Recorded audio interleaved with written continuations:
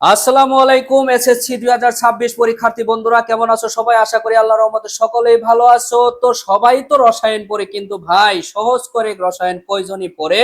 তো রসায়নের রস তোমাদের দিতে এই ক্লাস নিয়ে আসছি। একটা করে জ্ঞানমূলক প্রশ্ন শিখলে আরো 5টা করে জ্ঞানমূলকের প্রশ্নের উত্তর দিতে পারবা। আমি 106টা তোমাদের জ্ঞানমূলক প্রশ্ন শিখাবো। এই 2026 সিলেবাস অনুযায়ী তোমরা পরীক্ষায় 100% কমন পাবা। তোমরা আমার প্রতি ভরসা রাখো।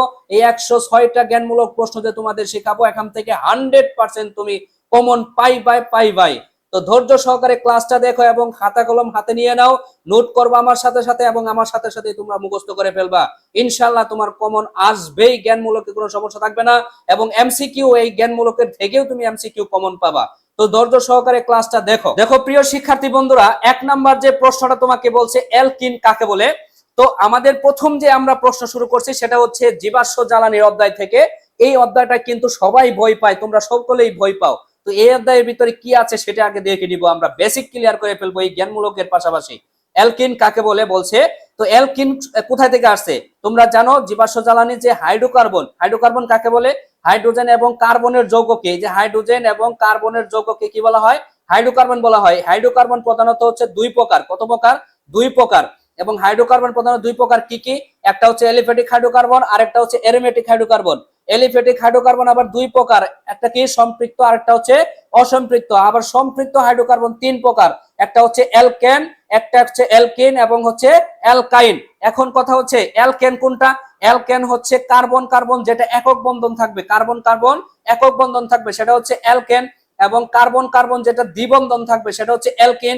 এবং কার্বন কার্বন যেটা ত্রিবন্ধন থাকবে এটা হচ্ছে কি? অ্যালকাইন। এখান থেকে 3টা প্রশ্ন আমরা শিখে নিব একটা প্রশ্নের সাথে সাথে। দেখো, যে যে সকল হাইড্রোকার্বনে কার্বন কার্বন একক বন্ধন থাকে তাকে বলা হয় অ্যালকেন। এবং যে যে সকল হাইড্রোকার্বনে কার্বন কার্বন দ্বিবন্ধন থাকে, কয় বন্ধন? এই যে তোমাদের দ্বিবন্ধন থাকে, তাদেরকে বলা হয় অ্যালকিন। এবং কার্বন কার্বন যাদের ত্রিবন্ধন থাকে তাদেরকে বলা হয় অ্যালকাইন। এখান থেকে 3টা তোমাদের জ্ঞানমূলক প্রশ্ন হয়ে যাচ্ছে। এবং এখান থেকে 3টা সংক্ষিপ্ত প্রশ্ন হয়ে গেল, 3টা তোমার এমসিকিউ হয়ে গেল। এবং আরো এমসিকিউ হয়ে গেছে। হাইড্রোকার্বন প্রধানত কত প্রকার? হাইড্রোকার্বন কি নিয়ে গঠিত? কার্বন এবং হাইড্রোজেন দ্বারা। এবং এলিফ্যাটিক হাইড্রোকার্বন কত প্রকার? সম্পৃক্ত হাইড্রোকার্বন কত প্রকার? সবগুলো কিন্তু হয়ে গেল। একবার দেখো হাইড্রোকার্বন কাকে বলে। হাইড্রোকার্বন কাকে বলে সেই সংখ্যাটা হয়ে গেল, যে যে হাইড্রোজেন এবং কার্বন সমন্বয়ে যে যৌগ গঠিত হয় তাকে বলা হয় হাইড্রোকার্বন। হাইড্রোকার্বন প্রধানত হচ্ছে 2 প্রকার। কত প্রকার? 2 প্রকার। এবং কি কি? এলিফ্যাটিক হাইড্রোকার্বন এবং অ্যারোমেটিক হাইড্রোকার্বন। এলিফ্যাটিক হাইড্রোকার্বন কার্বন কাকে বলে? এলিফ্যাটিক হচ্ছে এলিফার শব্দ থেকে আসছে, গ্রিক শব্দ এলিফার থেকে শব্দ থেকে আসছে, যার অর্থ হচ্ছে চর্বি জাত। যার অর্থ কি? চর্বি জাত। এবং অ্যারোমেটিক, আরেকটা হচ্ছে অ্যারোমেটিক। অ্যারোমেটিক শব্দটি আসছে গ্রিক শব্দ অ্যারোমা থেকে। কোথায় থেকে? অ্যারোমা শব্দ থেকে আসছে, যার অর্থ হচ্ছে সুগন্ধি জাত। কি কি অর্থ? সুগন্ধি জাত। যে আমরা এই যে পারফিউম ইউজ করি, আতর ইউজ করি, সবগুলো হচ্ছে অ্যারোমেটিক যৌগ। মনে রাখবা যে সুগন্ধি জাতীয় যত কিছু আছে সবকিছু হচ্ছে অ্যারোমেটিক হাইড্রোকার্বনের অন্তর্ভুক্ত। এবং আমাদের তেল চর্বি জাত যত কিছু আছে সব হচ্ছে এলিফ্যাটিক হাইড্রোকার্বনের অন্তর্ভুক্ত। আমাদের এই এসএসসি লেভেলে শুধুমাত্র এলিফ্যাটিক হাইড্রোকার্বন নিয়ে কথা বলা আছে জীবাশ্ম জ্বালানিতে, অ্যারোমেটিক হাইড্রোকার্বন নিয়ে কোনো কথা বলা নাই। আমরা শুধু এলিফ্যাটিক হাইড্রোকার্বন নিয়ে এখানে পড়বো। তো এলিফ্যাটিক হাইড্রোকার্বন প্রধানত 2 প্রকার, একটা হচ্ছে সম্পৃক্ত অসম্পৃক্ত। সেখান থেকে আমরা শিখলাম অ্যালকিন, অ্যালকাইন এবং অ্যালকেন। তো অ্যালকেনে কি শিখছি? অ্যালকনে স্যার একক বন্ধন থাকে, কার্বন কার্বন। অ্যালকিনে থাকে দ্বিবন্ধন এবং অ্যালকাইনে থাকে ত্রিবন্ধন। তো এই করে দেখো আমাদের অ্যালকিন কাকে বলে সংজ্ঞাটা দিয়ে দিছে। যে সকল হাইড্রোকার্বনে কি বলছে? যে সকল, উত্তরটা দেখো, যে সকল হাইড্রোকার্বনে কার্বন শিকলে অন্তত একটি কার্বন বিদ্যমান থাকে, দ্বিবন্ধন থাকে, তাদেরকে অ্যালকিন বলে। এদের সাধারণ সংকেত হচ্ছে CnH2n। দেখো অ্যালকেনের আমরা একদম সাধারণ সংকেতটাও শিখে নিব। যে দেখো এখানে অ্যালকেন, আমি যে প্রথমে একক বন্ধনের কথা বলছিলাম, কি অ্যালকেনের কথা বলছিলাম, এই অ্যালকেনের সাধারণ সংকেত দেখো, ধৈর্য সহকারে একটু দেখো। আমি তোমাদের এই জ্ঞানমূলকের পাশাপাশি বেসিক এমসিকিউ সব ক্লিয়ার করে ফেলবো ইনশাআল্লাহ। অ্যালকেনের সাধারণ সংকেত হচ্ছে CnH2n প্লাস হচ্ছে 2। এটা হচ্ছে অ্যালকেনের সাধারণ সংকেত। এবং অ্যালকিনের সাধারণ সংকেত আমাদের জানতে হবে, যে স্যার অ্যালকিন কাকে বলে? যে যে সকল হাইড্রোকার্বনে কার্বন কার্বন দ্বিবন্ধন থাকে তাদেরকে বলা হয় অ্যালকিন। তো অ্যালকিনের সাধারণ সংকেত হচ্ছে HCnH2n। এটা হচ্ছে অ্যালকিনের সাধারণ সংকেত। এবং অ্যালকাইনের সাধারণ সংকেত যদি তোমাকে বলে যে অ্যালকাইন, আমরা তো 3 প্রকার শিখছি, তাহলে অ্যালকাইনের সাধারণ সংকেত হচ্ছে কি? অ্যালকাইনের সাধারণ সংকেত হচ্ছে CnH2n-2। এই দেখো আমাদের একটা জ্ঞানমূলক থেকে 3টা হয়ে গেছে, যে অ্যালকেন কাকে বলে, অ্যালকিন কাকে বলে, অ্যালকাইন কাকে বলে, অ্যালকেনের সংকেত কোনটি, অ্যালকিনের সংকেত কোনটি, অ্যালকাইনের যোগের মূলকের সংকেত কোনটি, 3টা কিন্তু হয়ে গেল। তো ধৈর্য সহকারে ক্লাসটা দেখো, তোমাদের খুব উপকারে আসবে ইনশাআল্লাহ। দেখো যে তোমাদের 2 নাম্বার প্রশ্ন বলছে অসম্পৃক্ত হাইড্রোকার্বন কাকে বলে। তোমাকে কিন্তু আমি প্রথমে বলছি যে হাইড্রোকার্বন প্রধানত 2 প্রকার, এলিফ্যাটিক আর অ্যারোমেটিক। এলিফ্যাটিক আবার 2 প্রকার, একটা হচ্ছে সম্পৃক্ত আর একটা হচ্ছে অসম্পৃক্ত। তো অসম্পৃক্ত কোনটা? যে সকল হাইড্রোকার্বনের কমপক্ষে একটি কার্বন দ্বিবন্ধন অথবা ত্রিবন্ধন বিদ্যমান তাদেরকে অসম্পৃক্ত হাইড্রোকার্বন বলে। প্রিয় শিক্ষার্থী বন্ধুরা, এই যে এখান থেকে আমি কনসেপ্টটা তোমাদের বোঝাচ্ছি যে আমরা শিখছি অ্যালকেনে হচ্ছে কার্বন কার্বন কত একক বন্ধন। একটু ধৈর্য ধরো, অনেক কিছু শিখতে পারবা এই ক্লাসে। তো দেখো অ্যালকিনে হচ্ছে দ্বিবন্ধন এবং অ্যালকাইনে হচ্ছে স্যার ত্রিবন্ধন। আমরা শিখছি, স্যার শিখাইলেন আপনি, আমরা শিখছি সেটা। তো অ্যালকেন, এখন এই যে সম্পৃক্ত অসম্পৃক্ত যে কথাটা বললাম, এখান থেকে তুমি ডিসাইড করতে পারবা কোনটা সম্পৃক্ত কোনটা অসম্পৃক্ত। এই যে দেখো অ্যালকিনের দ্বিবন্ধন এবং ত্রিবন্ধন যে আছে, এই যে দ্বিবন্ধন এবং ত্রিবন্ধন, এটা হচ্ছে অসম্পৃক্ত। এটার নাম কি? অসম্পৃক্ত। এটা হচ্ছে অসম্পৃক্ত। এবং এই যে যে একক বন্ধন আছে, এটা হচ্ছে সম্পৃক্ত। এটা কি? সম্পৃক্ত। তাহলে দেখো তো এখানেও কি প্রশ্ন হয়ে গেল না? যে সকল হাইড্রোকার্বনে কার্বন কার্বন একক বন্ধন থাকে তাকে সম্পৃক্ত হাইড্রোকার্বন বলে, এবং যে সকল হাইড্রোকার্বনে কমপক্ষে দ্বিবন্ধন এবং ত্রিবন্ধন থাকে তাকে কি বলে? অসম্পৃক্ত হাইড্রোকার্বন বলে। দেখো তো সংজ্ঞাটা এইভাবেই বলছেন অসম্পৃক্তের, যে সকল হাইড্রোকার্বনে কমপক্ষে একটি কার্বন কার্বন দ্বিবন্ধন অথবা ত্রিবন্ধন বিদ্যমান থাকে তাদেরকে কি বলে? অসম্পৃক্ত হাইড্রোকার্বন বলে। তাহলে দেখো তুমি সম্পৃক্ত অসম্পৃক্ত শিখলা, যে সম্পৃক্ত হচ্ছে স্যার সম্পৃক্ত হচ্ছে কার্বন কার্বন একক বন্ধন থাকবে, এই যে তাহলে এটা হচ্ছে কি আমাদের সম্পৃক্ত। আর কার্বন কার্বন যদি স্যার দ্বিবন্ধন ত্রিবন্ধন থাকে তাহলে বুঝবো সেটা হচ্ছে কি? অসম্পৃক্ত। বুঝতে পারছো আশা করি। এরপরে দেখো অ্যালকাইন কাকে বলে, অথচ আমরা কিন্তু আগেই শিখে আসছি 3 নাম্বার প্রশ্নের সমাধান। শিখছি কিনা বলো? যে অ্যালকাইন কাকে বলে, যে অ্যালকাইনে যে সকল হাইড্রোকার্বনের কার্বন শিকলে অন্তত একটি কার্বন কার্বন ত্রিবন্ধন থাকে। শিখছি কিনা বলো? এই যে ত্রিবন্ধনের কথা শিখছি না? এই যে ত্রিবন্ধন শিখছি, এই যে অ্যালকাইনে কয় বন্ধন থাকে? ত্রিবন্ধন থাকে। শিখছি কিনা বলো? ত্রিবন্ধন থাকে। শিখছি কিনা? তো অ্যালকাইন বলে এটাই বলছে। এবং অ্যালকাইনে যে সকল হাইড্রোকার্বনের কার্বন শিকলে অন্তত একটি কার্বন কার্বন ত্রিবন্ধন থাকে তাদেরকে অ্যালকাইন বলে। এদের সাধারণ সংকেত কি? CnH2n-2। শিখছি কিনা বলো? এই যে CnH2n-2, তাহলে কি দেখো এগুলা কিন্তু প্রত্যেকটা ভুড়ে 10-12 বছরের আমি শিক্ষকতার অভিজ্ঞতা থেকে বলতে পারি যে 10-12 বছর যতবার আমি এসএসসি পরীক্ষা দেখছি আমার লাইফে, ততবারই এই প্রশ্নগুলাই ঘুরাই ফিরাই আসছে। তো তুমি 100% কনফার্ম থাকো, আমি যে 106টা তোমাদের এখানে জ্ঞানমূলক প্রশ্ন শিখাবো, এই 106টার পাশাপাশি তোমার 1000টা এমসিকিউ সলভ হয়ে যাবে এবং 106টার ভিতর থেকে তোমাদের জ্ঞানমূলক প্রশ্ন থাকবে ইনশাআল্লাহ। আশা করি, ভরসা রাখো, তোমাদের উপকারে আসবে এই ক্লাসটা। এত বছর তো ক্লাস করছোই, এত মাস তো ক্লাস করছোই, এই ক্লাসটা করে দেখো, তোমার বেস্ট, জীবনের বেস্ট ক্লাস হবে এই ক্লাস। দেখো 4 নাম্বার বলছে ফেনলের সংকেত লেখো। তো ফেনলের সংকেত হচ্ছে C6H5OH। C6H5OH, এটা একটু মুখস্থ রাখো। এই ফেনলের সম্পর্কে যদি বিস্তারিত বলতে চাই ক্লাস অনেক লং হয়ে যাবে। তো এটার জন্য অবশ্যই যখন আমি এমসিকিউ, তোমাদের জন্য কিন্তু সুপার ক্লাস আসতেছে, এমন একটা এমসিকিউ ক্লাস দেব, একটা করে এমসিকিউ সলভ করলে তুমি 20টা করে এমসিকিউ সলভ করতে পারবা। একটা শুধু শিখবা, 20টা এমসিকিউ সলভ করবা। তুমি শুধু ধৈর্য সহকারে ক্লাসটা দেখো, আর আমি যে এমসিকিউ ক্লাস দেবো সেটা তুমি দেখবা। দেখো 5 নাম্বার হচ্ছে অ্যালকোহল কাকে বলে। এখানে ইম্পর্টেন্ট একটা প্রশ্ন, দেখো অ্যালকোহল কাকে বলে? যে অ্যালকাইল মূলকের OH মূলক যুক্ত হয়ে যে সকল যৌগ গঠিত হয় তাদেরকে অ্যালকোহল বলে। কাকে কি বলে? অ্যালকোহল। অ্যালকোহল কোনগুলা? যে কোকাকোলা খাও, পেপসি খাও, 7 আপ খাও, আমাদের যে মদ বলো, যে জাতীয় যে পানীয় জাতীয় তেল বলো, সবগুলাই হচ্ছে অ্যালকোহল। আর এগুলার প্রত্যেকটার ক্ষেত্রে যে কোনো যৌগ থাকুক, তোমাকে হাইড্রোকার্বনের যে কোনো যৌগ থাকুক, C2H5OH মনে করে এরকম আছে, তাহলে এটাও একটা অ্যালকোহল। এটা কি অ্যালকোহল? ইথানল। এবং তোমাকে যদি এরকমও থাকে, মনে করো যে থাকলে এরকম CH2 CH2 CH3, প্রথমে আমাদের এখানে দেখো CH3, তারপরে CH2, এরপরে CH2, এরপরে আছে ওএইচ। এরকম যদি হাজারো লম্বা শিকল থাকে, যদি লাস্টে দেখো যে ও এইচ আছে, কি আছে, ও এইচ আছে, তাহলে বুঝতে হবে এই যৌগটা হচ্ছে অ্যালকোহল। প্রিয় শিক্ষার্থী বন্ধুরা, এর টাইপের কিন্তু তোমাদের এমসিকিউ আসে, বলে নিচের কোনটি অ্যালকোহল, এরকম শিকল দেওয়া থাকে তোমাদের, এরকমও থাকে লাস্টে সিএইচও, আরেকটা জায়গায় থাকে হচ্ছে CO double O C double O H, এরকম টাইপের কিন্তু থাকে, আবার থাকে সিও, এরকমও থাকে। তো এগুলোর প্রত্যেকটার কিন্তু নাম আছে। দেখো এই যে সিএইচও, এটা হচ্ছে অ্যালডিহাইড, যে এটা হচ্ছে অ্যালডিহাইড, আর এই যে সি ডবল ও এইচ, এটা হচ্ছে ইথানোয়িক অ্যাসিড। আমরা যে ওইক অ্যাসিড যেটাকে বলি, যে এইটা থাকলে আমাদের অ্যাসিড হবে, কি অ্যাসিড হবে, জৈব অ্যাসিড হবে, যেমন ethanoic acid, propanoic acid, pentanoic acid, এই ধরনের অ্যাসিড হবে। তার মানে যদি বলে নিচের কোনটি অ্যাসিড, তার মানে বুঝতে হবে এই যে এইটুকু পুরাটাই থাকবে।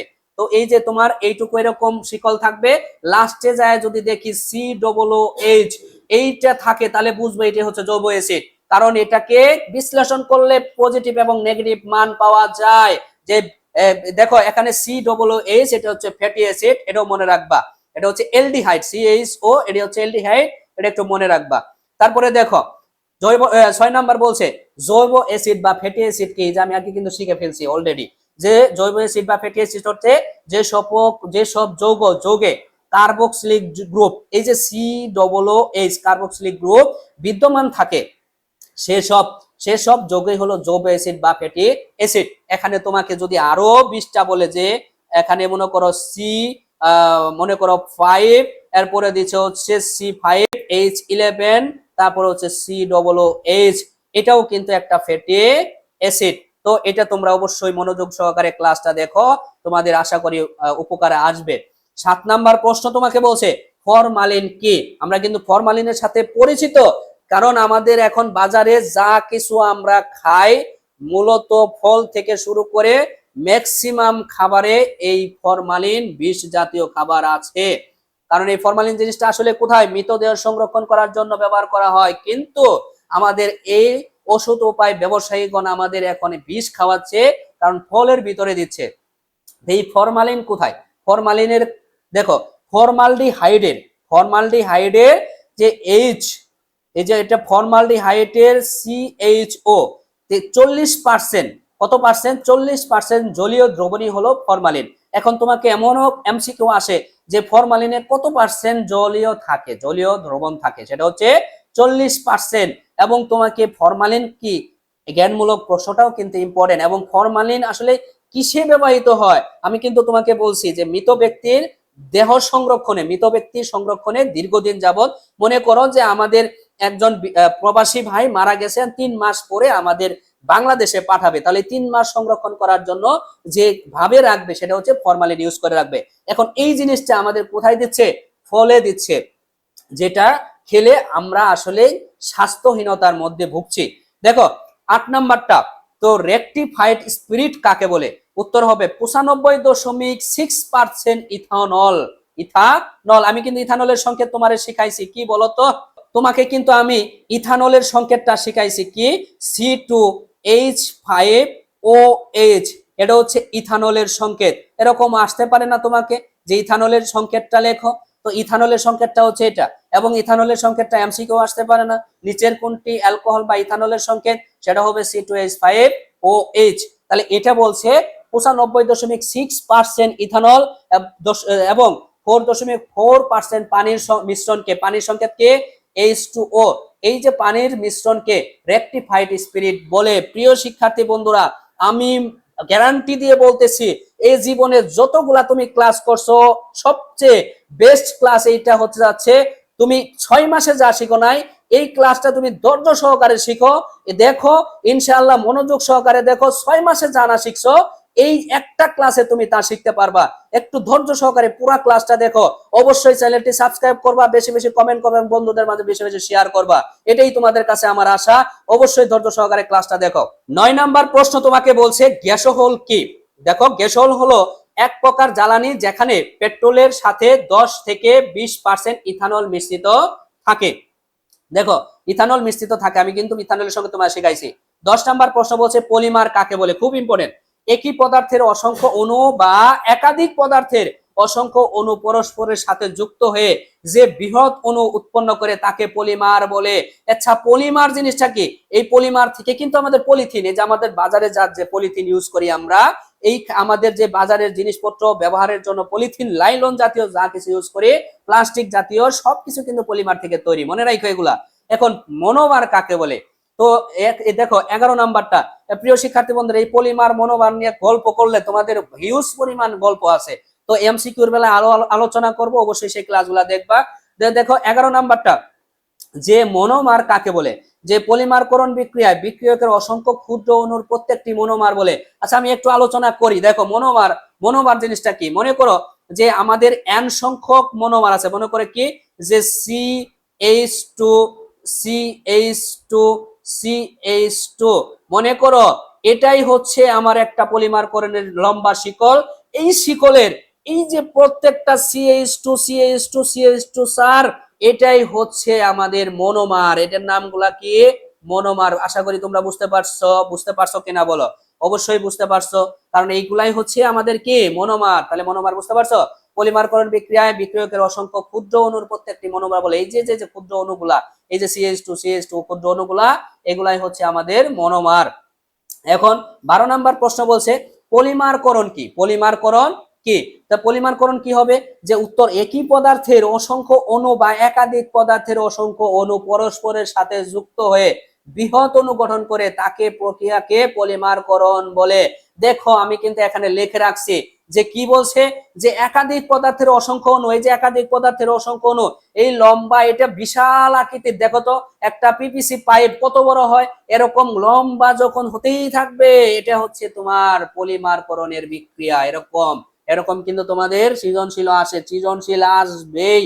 তুমি গ্যারান্টি দিয়ে রাখো, এখানে স্ক্রিনশট দিয়ে রাখো, রেকর্ড করে রাখো, যে পলিমারকরণ থেকে স্যার বলছে এখান থেকে আমার একটা সৃজনশীল আসবে, এখান থেকে একটা এমসিকিউ আসবে, আমি গ্যারান্টি দিয়ে বলতেছি। এবং সব জ্ঞানমূলক তো আসবেই। তুমি একটু ধৈর্য সহকারে ক্লাসটা দেখো, ভালো কিছু পেতে যাচ্ছ এই ক্লাসে তোমরা। দেখো 13 নাম্বার বলছে ঘনীভবন পলিমারকরণ কাকে বলে? উত্তর হবে, যে পলিমারকরণের বিক্রিয়ায় দুটি ভিন্ন মনোমার পরস্পরের সাথে যুক্ত হওয়ার সময় ক্ষুদ্র ক্ষুদ্র অণু, যেমন হাইড্রোজেন H2O, পানি, কার্বন ডাই অক্সাইড CH3OH, যে এই দেখো এই ইত্যাদি অপসারণ করে সেই পলিমারকরণ বিক্রিয়াকে ঘনীভবন পলিমারকরণ বলে। 14 নাম্বার প্রশ্ন বলছে বায়োডিগ্রেডেবল পলিমার কি? উত্তর হবে বায়োডিগ্রেডেবল পলিমার একটি বিশেষ ধরনের পলিমার যা প্রাকৃতিক ভাবে, যেমন ব্যাকটেরিয়া দ্বারা আক্রান্ত হয়ে ভেঙে গিয়ে carbon die oxide, nitrogen, biogas, পানি প্রভৃতিতে পরিবর্তিত হয়। এই পলিমারকরণ বিক্রিয়ায় কথা বলতে গেলে তোমরা জানো, তোমরা যারা রসায়ন পড়েছো জীবাশ্ম জ্বালানি, এই অধ্যায়টা যে কি পরিমাণ পড়া আছে একটা কল্পনার বাহিরে। তো আমি এগুলা বিস্তারিত এখন আলোচনা করতেছি না, যা না করলে না হয় সেটাই তোমরা এখন শিখো। এরপর ইন্টারমিডিয়েটে যায় তুমি শিখবা। ইন্টারমিডিয়েটে জৈব যৌগ নামে একটা অধ্যায় আছে, শুধু একটা অধ্যায়, যে বইটা পুরা বই ম্যাক্সিমাম অর্ধেক বই ইন্টারমিডিয়েটে শুধু জৈব যৌগ পড়াশোনা আছে। তো এখানে এসএসসি লেভেলে এবং তোমার যা দরকার, যেহেতু তোমার সামনে সময় নাই, যতটুকু পড়লে তুমি এই জীবাশ্ম জ্বালানি ক্লিয়ার করতে পারবা জ্ঞানমূলক এবং এমসিকিউতে, এবং সৃজনশীলে আমি যতটুকু পারি তোমাদের আমি হেল্প করবো ইনশাআল্লাহ। এরপরে দেখো 15 নাম্বার, জীবাশ্ম জ্বালানি কাকে বলে চলে আসছে। তো জীবাশ্ম জ্বালানি কাকে বলে? প্রচন্ড তাপ ও তাপে বায়ুর অনুপস্থিতিতে উদ্ভিদ ও প্রাণীদেহ বহু বছর ধরে ক্ষয়প্রাপ্ত হয়ে যে জ্বালানিতে পরিণত হয় তাকে জীবাশ্ম জ্বালানি বা ফসিল ফুয়েল বলে। খুবই ইম্পর্টেন্ট, মনে রাখো এটা। পেট্রোলিয়াম কি? 16 নাম্বার প্রশ্ন তোমাকে বলছে পেট্রোলিয়াম কি? তো উত্তর হবে, দেখো খনিতে তরল জ্বালানি হিসেবে যে পদার্থ পাওয়া যায় তাই হচ্ছে পেট্রোলিয়াম।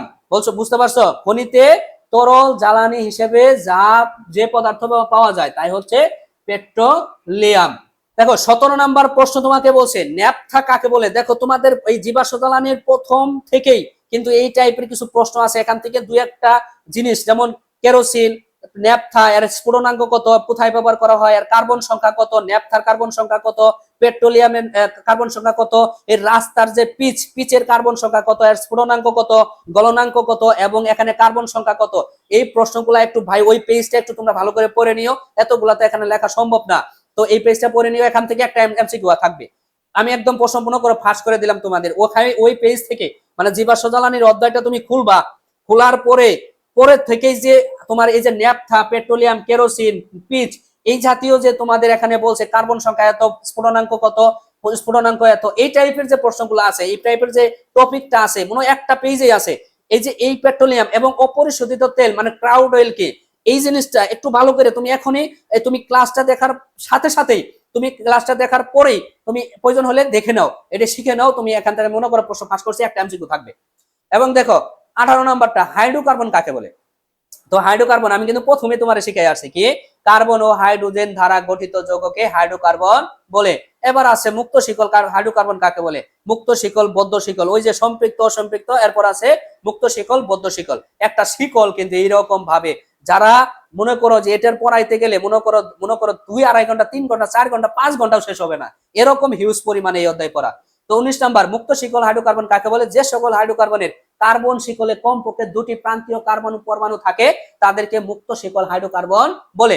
যেমন এই যে মনে করো যে কার্বন কার্বন মুক্ত শিকল আছে কিনা বলো, এইটা হচ্ছে আমাদের মুক্ত শিকল হাইড্রোকার্বন। আবার যদি এরকম বদ্ধ থাকে, যেমন মনে করো এরকম যে কার্বন কার্বন এরকম 4টা কার্বন আছে, এরপরে মনে করো এরকম করে শিকল দিয়ে আটকানো দিলাম, এটা হচ্ছে বদ্ধ শিকল। দেখো এটা কি বদ্ধ শিকল। আর কার্বন হচ্ছে মুক্ত, যেভাবে চার দুই পাশে কি মুক্ত অবস্থায় থাকবে। আশা করি বদ্ধ শিকল আর মুক্ত শিকল বুঝতে পারছো। এরকম কিন্তু আসে, যেমন সিএইচ এর গাঠনিক চিত্রই আছে, রাইট? CH4 মিথেন গ্যাসের যে গাঠনিক চিত্র আছে কিনা বলো, যে কার্বন তারপরে কি 4টা, চারপাশে কি হবে? হাইড্রোজেন হবে। এটা হলো মিথেন গ্যাসের গাঠনিক চিত্র। এটা কিন্তু একটা কি চিত্র বলতো? এটা হচ্ছে মিথেনের গাঠনিক চিত্র।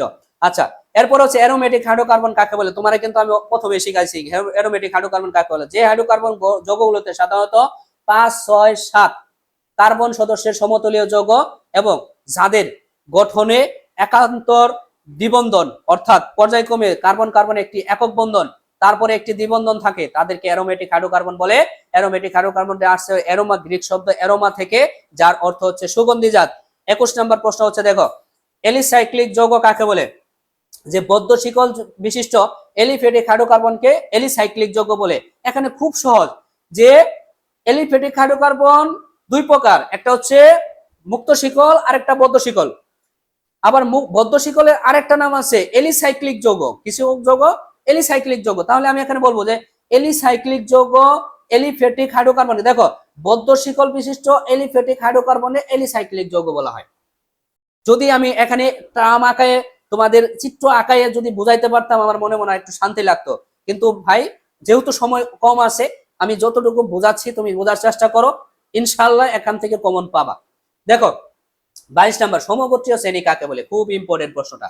একই কার্যকারীমূলক ধর্ম বিশিষ্ট জৈব যৌগ সমূহকে সমগোত্রীয় শ্রেণী বলে। আচ্ছা, অ্যালকেন কি? অ্যালকেন তো বহুত আগে শিখে আসছি। অ্যালকেন কি?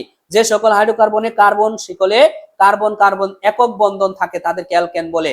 এদের সাধারণ সংকেত হচ্ছে CnH2n+2। শিখছি কিনা বলো? অবশ্যই শিখছি, প্রথমেই তো শিখে আসলাম স্যার।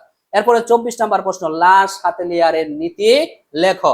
উত্তর হবে, কোন বিক্রিয়ায় সাম্যাবস্থায় থাকাকালে যদি ওই অবস্থার একটি নিয়ামক যেমন তাপমাত্রা, চাপ, ঘনমাত্রা পরিবর্তন করা হয়, তবে সাম্যের অবস্থান এমন ভাবে বদলাবে যেন নিয়ামক পরিবর্তনের ফলাফল প্রশমিত হয়। এটা কিন্তু বিশাল, লাশ হাতেলিয়ার নীতির বিশাল একটা ব্যাখ্যা আছে।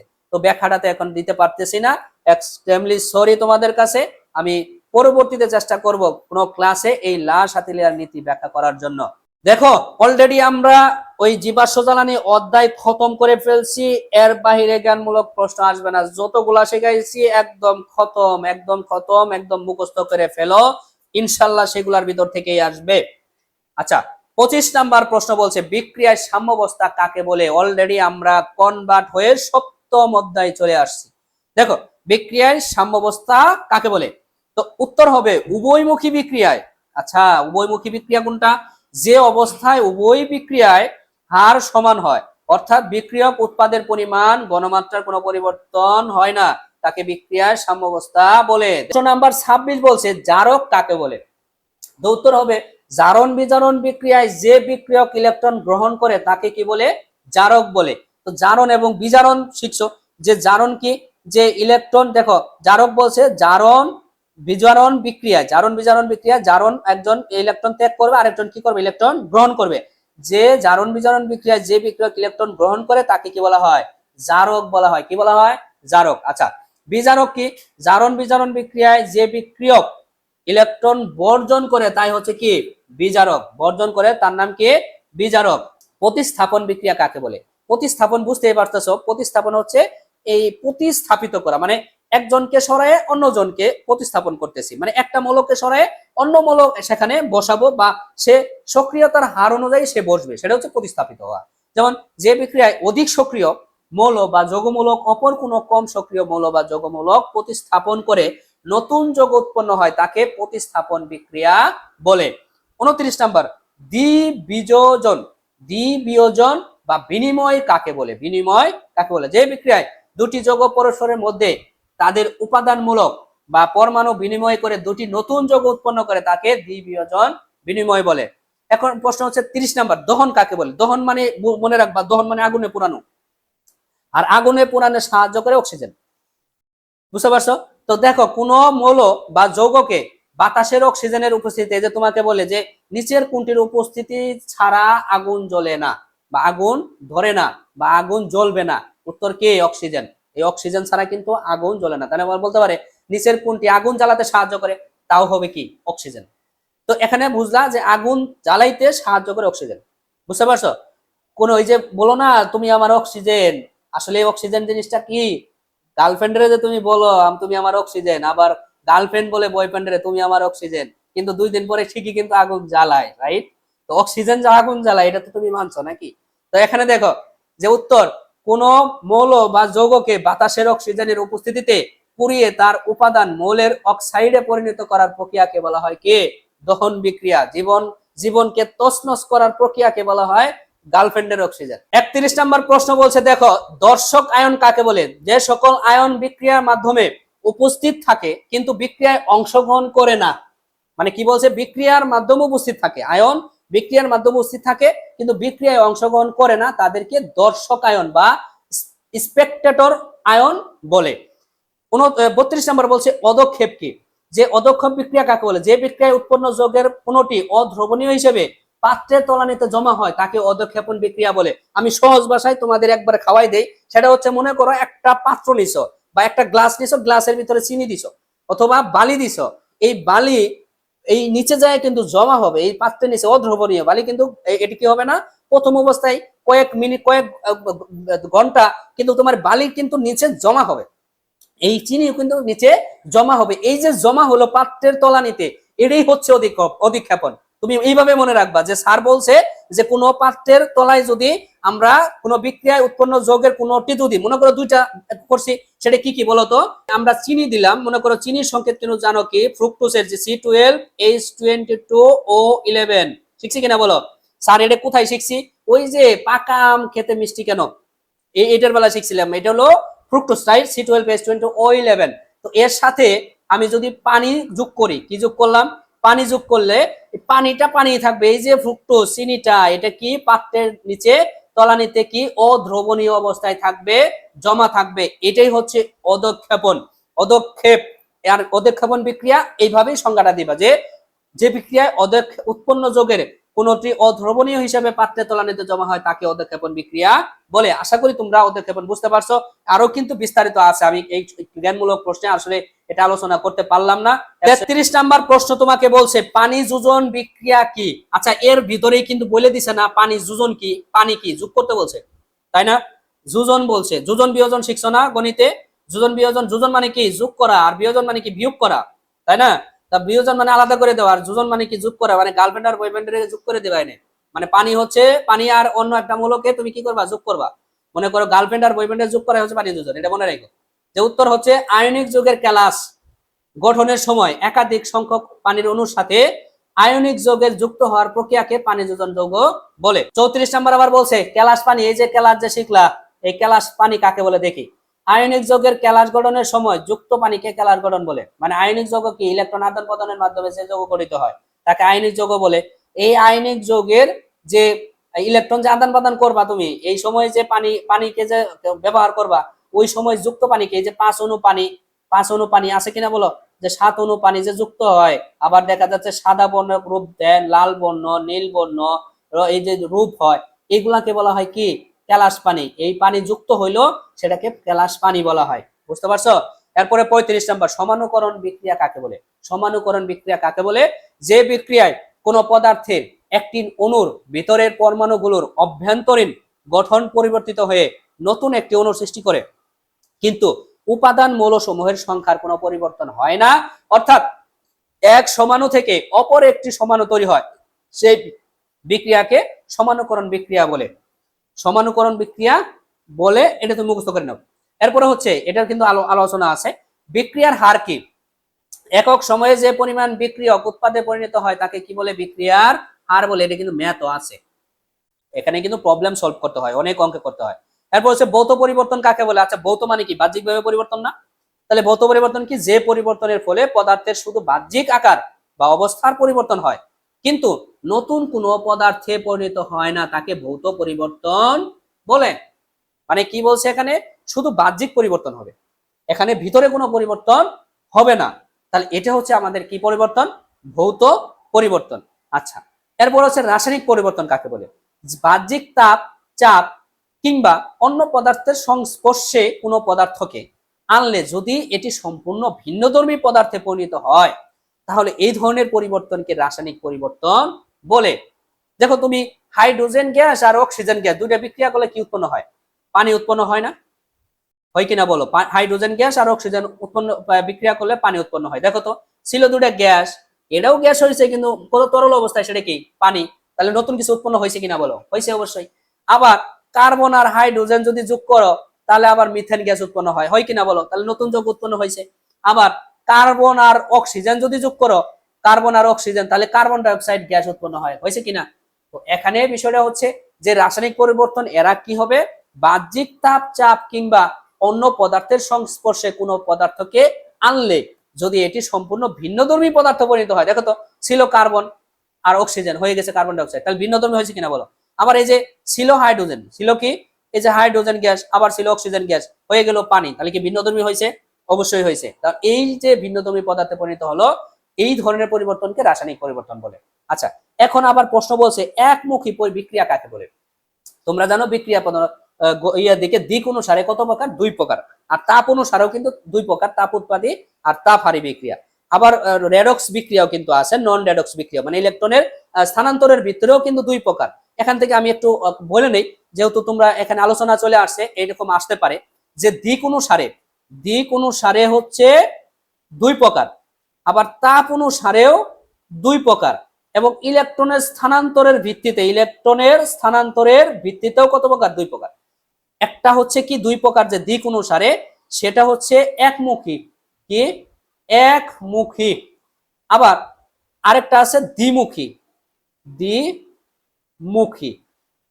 আবার এই তাপের যে আছে, তাপ হচ্ছে একটা হচ্ছে তাপ উৎপাদী, তাপ উৎপন্ন যেটা করে, উৎপাদী।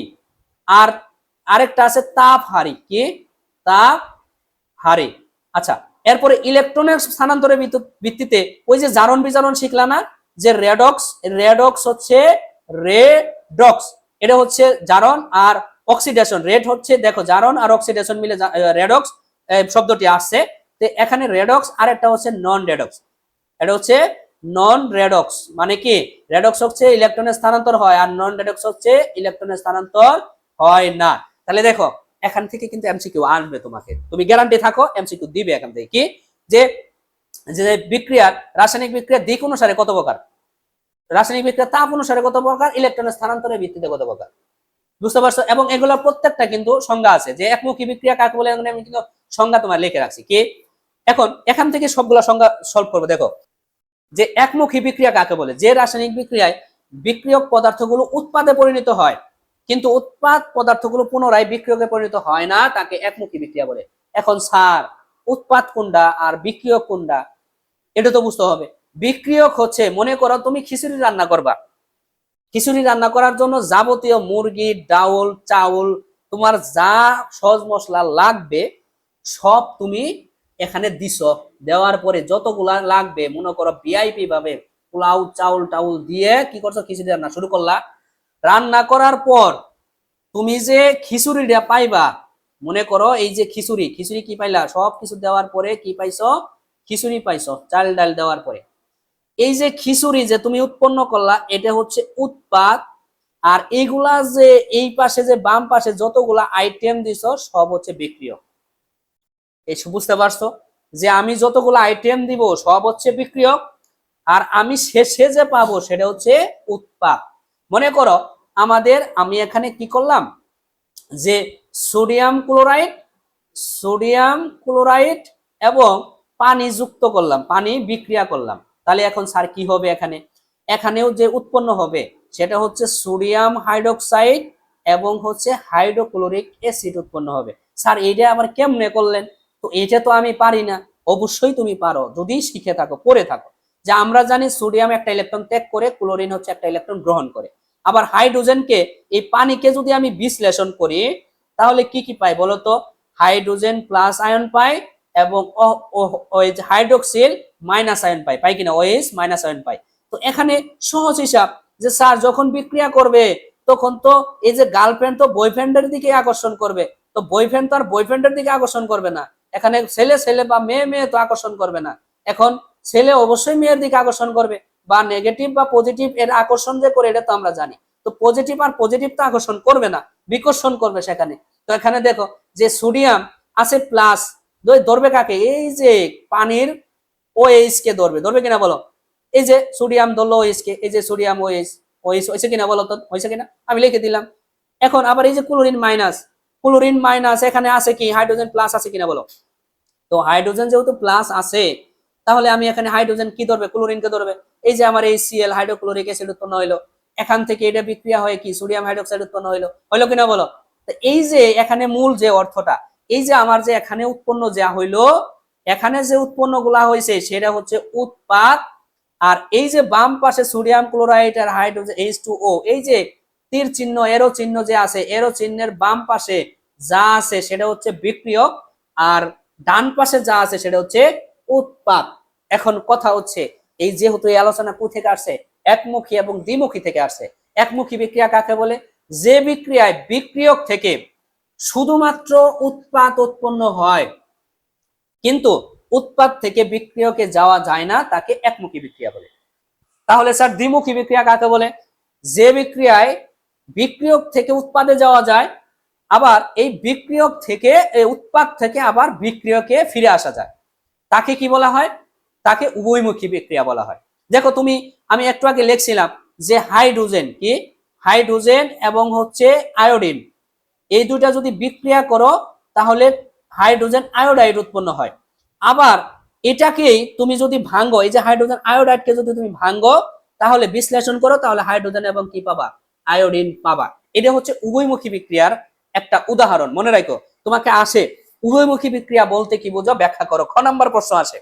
তো উভয়মুখী বিক্রিয়া বলতে কি বোঝো, স্যার শিখাইছে যে বিক্রিয়ায় বিক্রিয়ক থেকে উৎপাদ উৎপন্ন হয় এবং উৎপাদ থেকে আবার পুনরায় বিক্রিয়কে পরিণত হয় তাকে বলে উভয়মুখী বিক্রিয়া। যেমন এই হাইড্রোজেন একটি মৌল আয়োডিনের সাথে বিক্রিয়া করে হাইড্রোজেন আয়োডাইড উৎপন্ন হয়, এবং হাইড্রোজেন আয়োডাইডকে যদি আমি বিশ্লেষণ করি তাহলে আবার পুনরায় বিক্রিয়ক হাইড্রোজেন এবং আয়োডিন উৎপন্ন হয়। তাহলে এটাই হচ্ছে আমাদের এই বিক্রিয়াটি নিম্নরূপ। এইটুকু দিয়ে তুমি আসবা, কোন টিচার যদি একটা হাফ 0.0001 মার্ক যদি কাটে তাহলে আমার নামটা তোমরা ভুলাই রাখবা, এখানে ফারুক নাম রাখবা না, ফারুক স্যার আর ভাইয়ারা বলে ডাকবা না। দেখো একমুখী বিক্রিয়া আমরা শেষ করলাম, এখন আসছে উভয়মুখী বিক্রিয়া। আমি কিন্তু অবশ্যই আলোচনা করে ফেলছি। 40 নাম্বারটা দেখো, উভয়মুখী বিক্রিয়া কাকে বলে, যে রাসায়নিক বিক্রিয়ায় বিক্রিয়ক পদার্থগুলো বিক্রিয়া করে উৎপাদে পরিণত হয়, আবার উৎপাদ পদার্থগুলো বিক্রিয়া করে পুনরায় বিক্রিয়কে পরিণত হয়, তাকে উভয়মুখী বিক্রিয়া বলে। 41 নাম্বার প্রশ্ন তোমাকে বলছে তাপ উৎপাদী বিক্রিয়া কাকে বলে। এই যে আমি কিন্তু শিখাইছি তাপীয় অনুসারে দুই প্রকার, তাপীয় অনুসারে দুই প্রকার। এটা কি, তাপ উৎপাদী, আরেকটা কি তাপ হারি। একটা শিখলে আরেকটা পারবা কিভাবে, যে রাসায়নিক বিক্রিয়ার ফলে তাপ শক্তি উৎপন্ন হয় তাকে তাপ উৎপাদী বিক্রিয়া বলে, আবার যে রাসায়নিক বিক্রিয়ায় তাপ হারায় তাকে কি বলে, তাপ হারি বিক্রিয়া বলে। সহজ হিসাব, একটাতে তাপ উৎপন্ন হইতাছে আর একটাতে তাপ হারাইতেছে। এই যে তাপ উৎপন্ন হইলো সেটা হচ্ছে তাপ উৎপাদী বিক্রিয়া, যে বিক্রিয়ার তাপ হারাচ্ছে সেটা হচ্ছে কি তাপ হারি বিক্রিয়া। তো তাপ উৎপাদী বিক্রিয়ার কিন্তু আছে নাইট্রোজেন আর হাইড্রোজেন বিক্রিয়া করলে অ্যামোনিয়া উৎপন্ন হয় এবং 92 কিলোজুল তাপ উৎপন্ন হয়, সেটা কিন্তু জানো কিন্তু বলো। এই যে আমি শিখাই দিই কারণ এগুলো আসবে তোমাদের পরীক্ষায় আসবে, একটু শিখে নাও যে নাইট্রোজেন এবং হাইড্রোজেন বিক্রিয়া করলে স্যার উৎপন্ন হয় অ্যামোনিয়া গ্যাস এবং সাথে 92 কিলোজুল তাপ উৎপন্ন হয়। এই যে 92 কিলোজুল তাপ উৎপন্ন হলো তাহলে এটা কি বিক্রিয়া? এটা হচ্ছে তাপ উৎপাদী বিক্রিয়া। এটা কি বিক্রিয়া বলো? তাপ উৎপাদী বিক্রিয়া। এরকম তোমার এমসিকিউ এরকম দিতে পারে, নাইট্রোজেন এবং হাইড্রোজেন বিক্রিয়া করে এরকম উদ্দীপক দিছে, দেওয়ার পরে বলছে উপরে উদ্দীপকে কত কিলো জোল তাপ উৎপন্ন হয়, অথবা বলতে পারে এটা কি ধরনের বিক্রিয়া, তোমাকে বলবো তাপ উৎপাদী বিক্রিয়া, অথবা এখান থেকে বলবো কত কিলো জোল তাপ উৎপন্ন হয়, কত কিলো জোল 92 কিলো জোল তাপ উৎপন্ন হয়। তোমাকে প্রশ্ন বলছে 42 নাম্বার, জারণ কাকে বলে? তো জারণ বিজারণ বিক্রিয়ায় বিক্রিয়ক কর্তৃক ইলেকট্রন ত্যাগের প্রক্রিয়াকে বলা হয়, প্রক্রিয়াকে জারণ বলে। কি বলে? জারণ বলে। জারণ কি ইলেকট্রন কি করবে? ইলেকট্রন ত্যাগ করবে। স্যার ইলেকট্রন কোন মৌলগুলা ত্যাগ করে? সকল ধাতুই, পৃথিবীতে যত ধাতু আছে সবগুলা ধাতু কি ইলেকট্রন ত্যাগ করবে। আবার কি ধাতু কোনগুলা? এতগুলার 118টা মৌলের ভিতরে আমি ধাতু কিভাবে চিনবো? হাজার হাজার পদার্থের ভিতরে আমি ধাতু কোনগুলা চিনবো? যেগুলা ধাতু আমরা ছোটবেলা সংখ্যা শিখছি কি, যেগুলা ঘষলে কি চকচক করে, বাজাইলে টন টন শব্দ করে, আবার কি এগুলা বিদ্যুৎ পরিবাহী, শিখছি কিনা বলো? এগুলা হচ্ছে আমাদের ধাতু। আরেকটা বিষয়, 118টা মৌল আছে না তোমাদের? কয়টা মৌল আছে? 118টা মৌলের ভিতরে যেগুলা মৌলের উচ্চারণের শেষে আম যুক্ত আছে, কি যুক্ত? আম। এই যে দেখো বেরিলিয়াম, ক্যালসিয়াম, ম্যাগনেসিয়াম আছে কিনা? আম আছে কিনা? লাস্টে আম আছে। আমের সিজন চলে আসছে, আম তো ঠিকই খাও, মনে রাখো। এই যে যদি আম যেগুলা আছে, এটা সহজ একটা টেকনিক, যে যতগুলার মৌলের শেষে সার উচ্চারণের শেষে আম আছে সেগুলা হচ্ছে ধাতু। যেমন বেরিলিয়াম, ক্যালসিয়াম, তারপরে তোমার ম্যাগনেসিয়াম, পটাশিয়াম, স্টনসিয়াম, শিখছি কিনা? এগুলা সব ধাতু। এরপরে কিছু ব্যতিক্রম আছে, যেমন আয়রন, হ্যাঁ, লোহা, শিখছি কিনা? সিলভার, গোল্ড, এগুলা হচ্ছে আমাদের কি ধাতু। তো এগুলা সকল ধাতুগুলাই কি করে? ইলেকট্রন ত্যাগ করে। যেমন তুমি দেখো যে ম্যাগনেসিয়ামের সঙ্গে কি এমজি, কয়টা ইলেকট্রন ত্যাগ করে? 2টা ইলেকট্রন ত্যাগ করে। অ্যালুমিনিয়াম কয়টা ইলেকট্রন ত্যাগ করে? 3টা ত্যাগ করে। আবার ক্যালসিয়াম কয়টা ইলেকট্রন ত্যাগ করে? 2টা। তারপরে পটাশিয়াম কয়টা ইলেকট্রন ত্যাগ করে? 1টা। তাহলে দেখো তো প্রত্যেকটা ধাতুই কি ইলেকট্রন কি করে? ত্যাগ করে। যে সকল ধাতু ইলেকট্রন ত্যাগ করে, যে মৌলগুলো ইলেকট্রন ত্যাগ করে তাকে কি বলে? জারণ সংখ্যা বলে, জারণ বলে। এখন বলে স্যার জারণ কোনটা? জারণ কোনটা? আমরা শিখছি না যোজনী কি? যোজনী যুদ্ধতা কি? শিখছি কিনা বলো? ওই যোজনী যুদ্ধতা তুমি যদি পারো জারণ পাবা। কিভাবে? যোজনীর সময় কোনো প্লাস মাইনাস উল্লেখ করতে হয় না, কিন্তু বিক্রিয়কের সময় ব্যবহার হয়, এটা মাথায় রাখতে হয়। কিন্তু জারণ সংখ্যা এখানে বলছে অণু বা যৌগমূলকের মধ্যে অবস্থিত কোনো পরমাণুর ধনাত্মক বা ঋণাত্মক চিহ্নযুক্ত চার সমূহকে জারণ সংখ্যা বলে। তাহলে এখন জারণ সংখ্যা কত?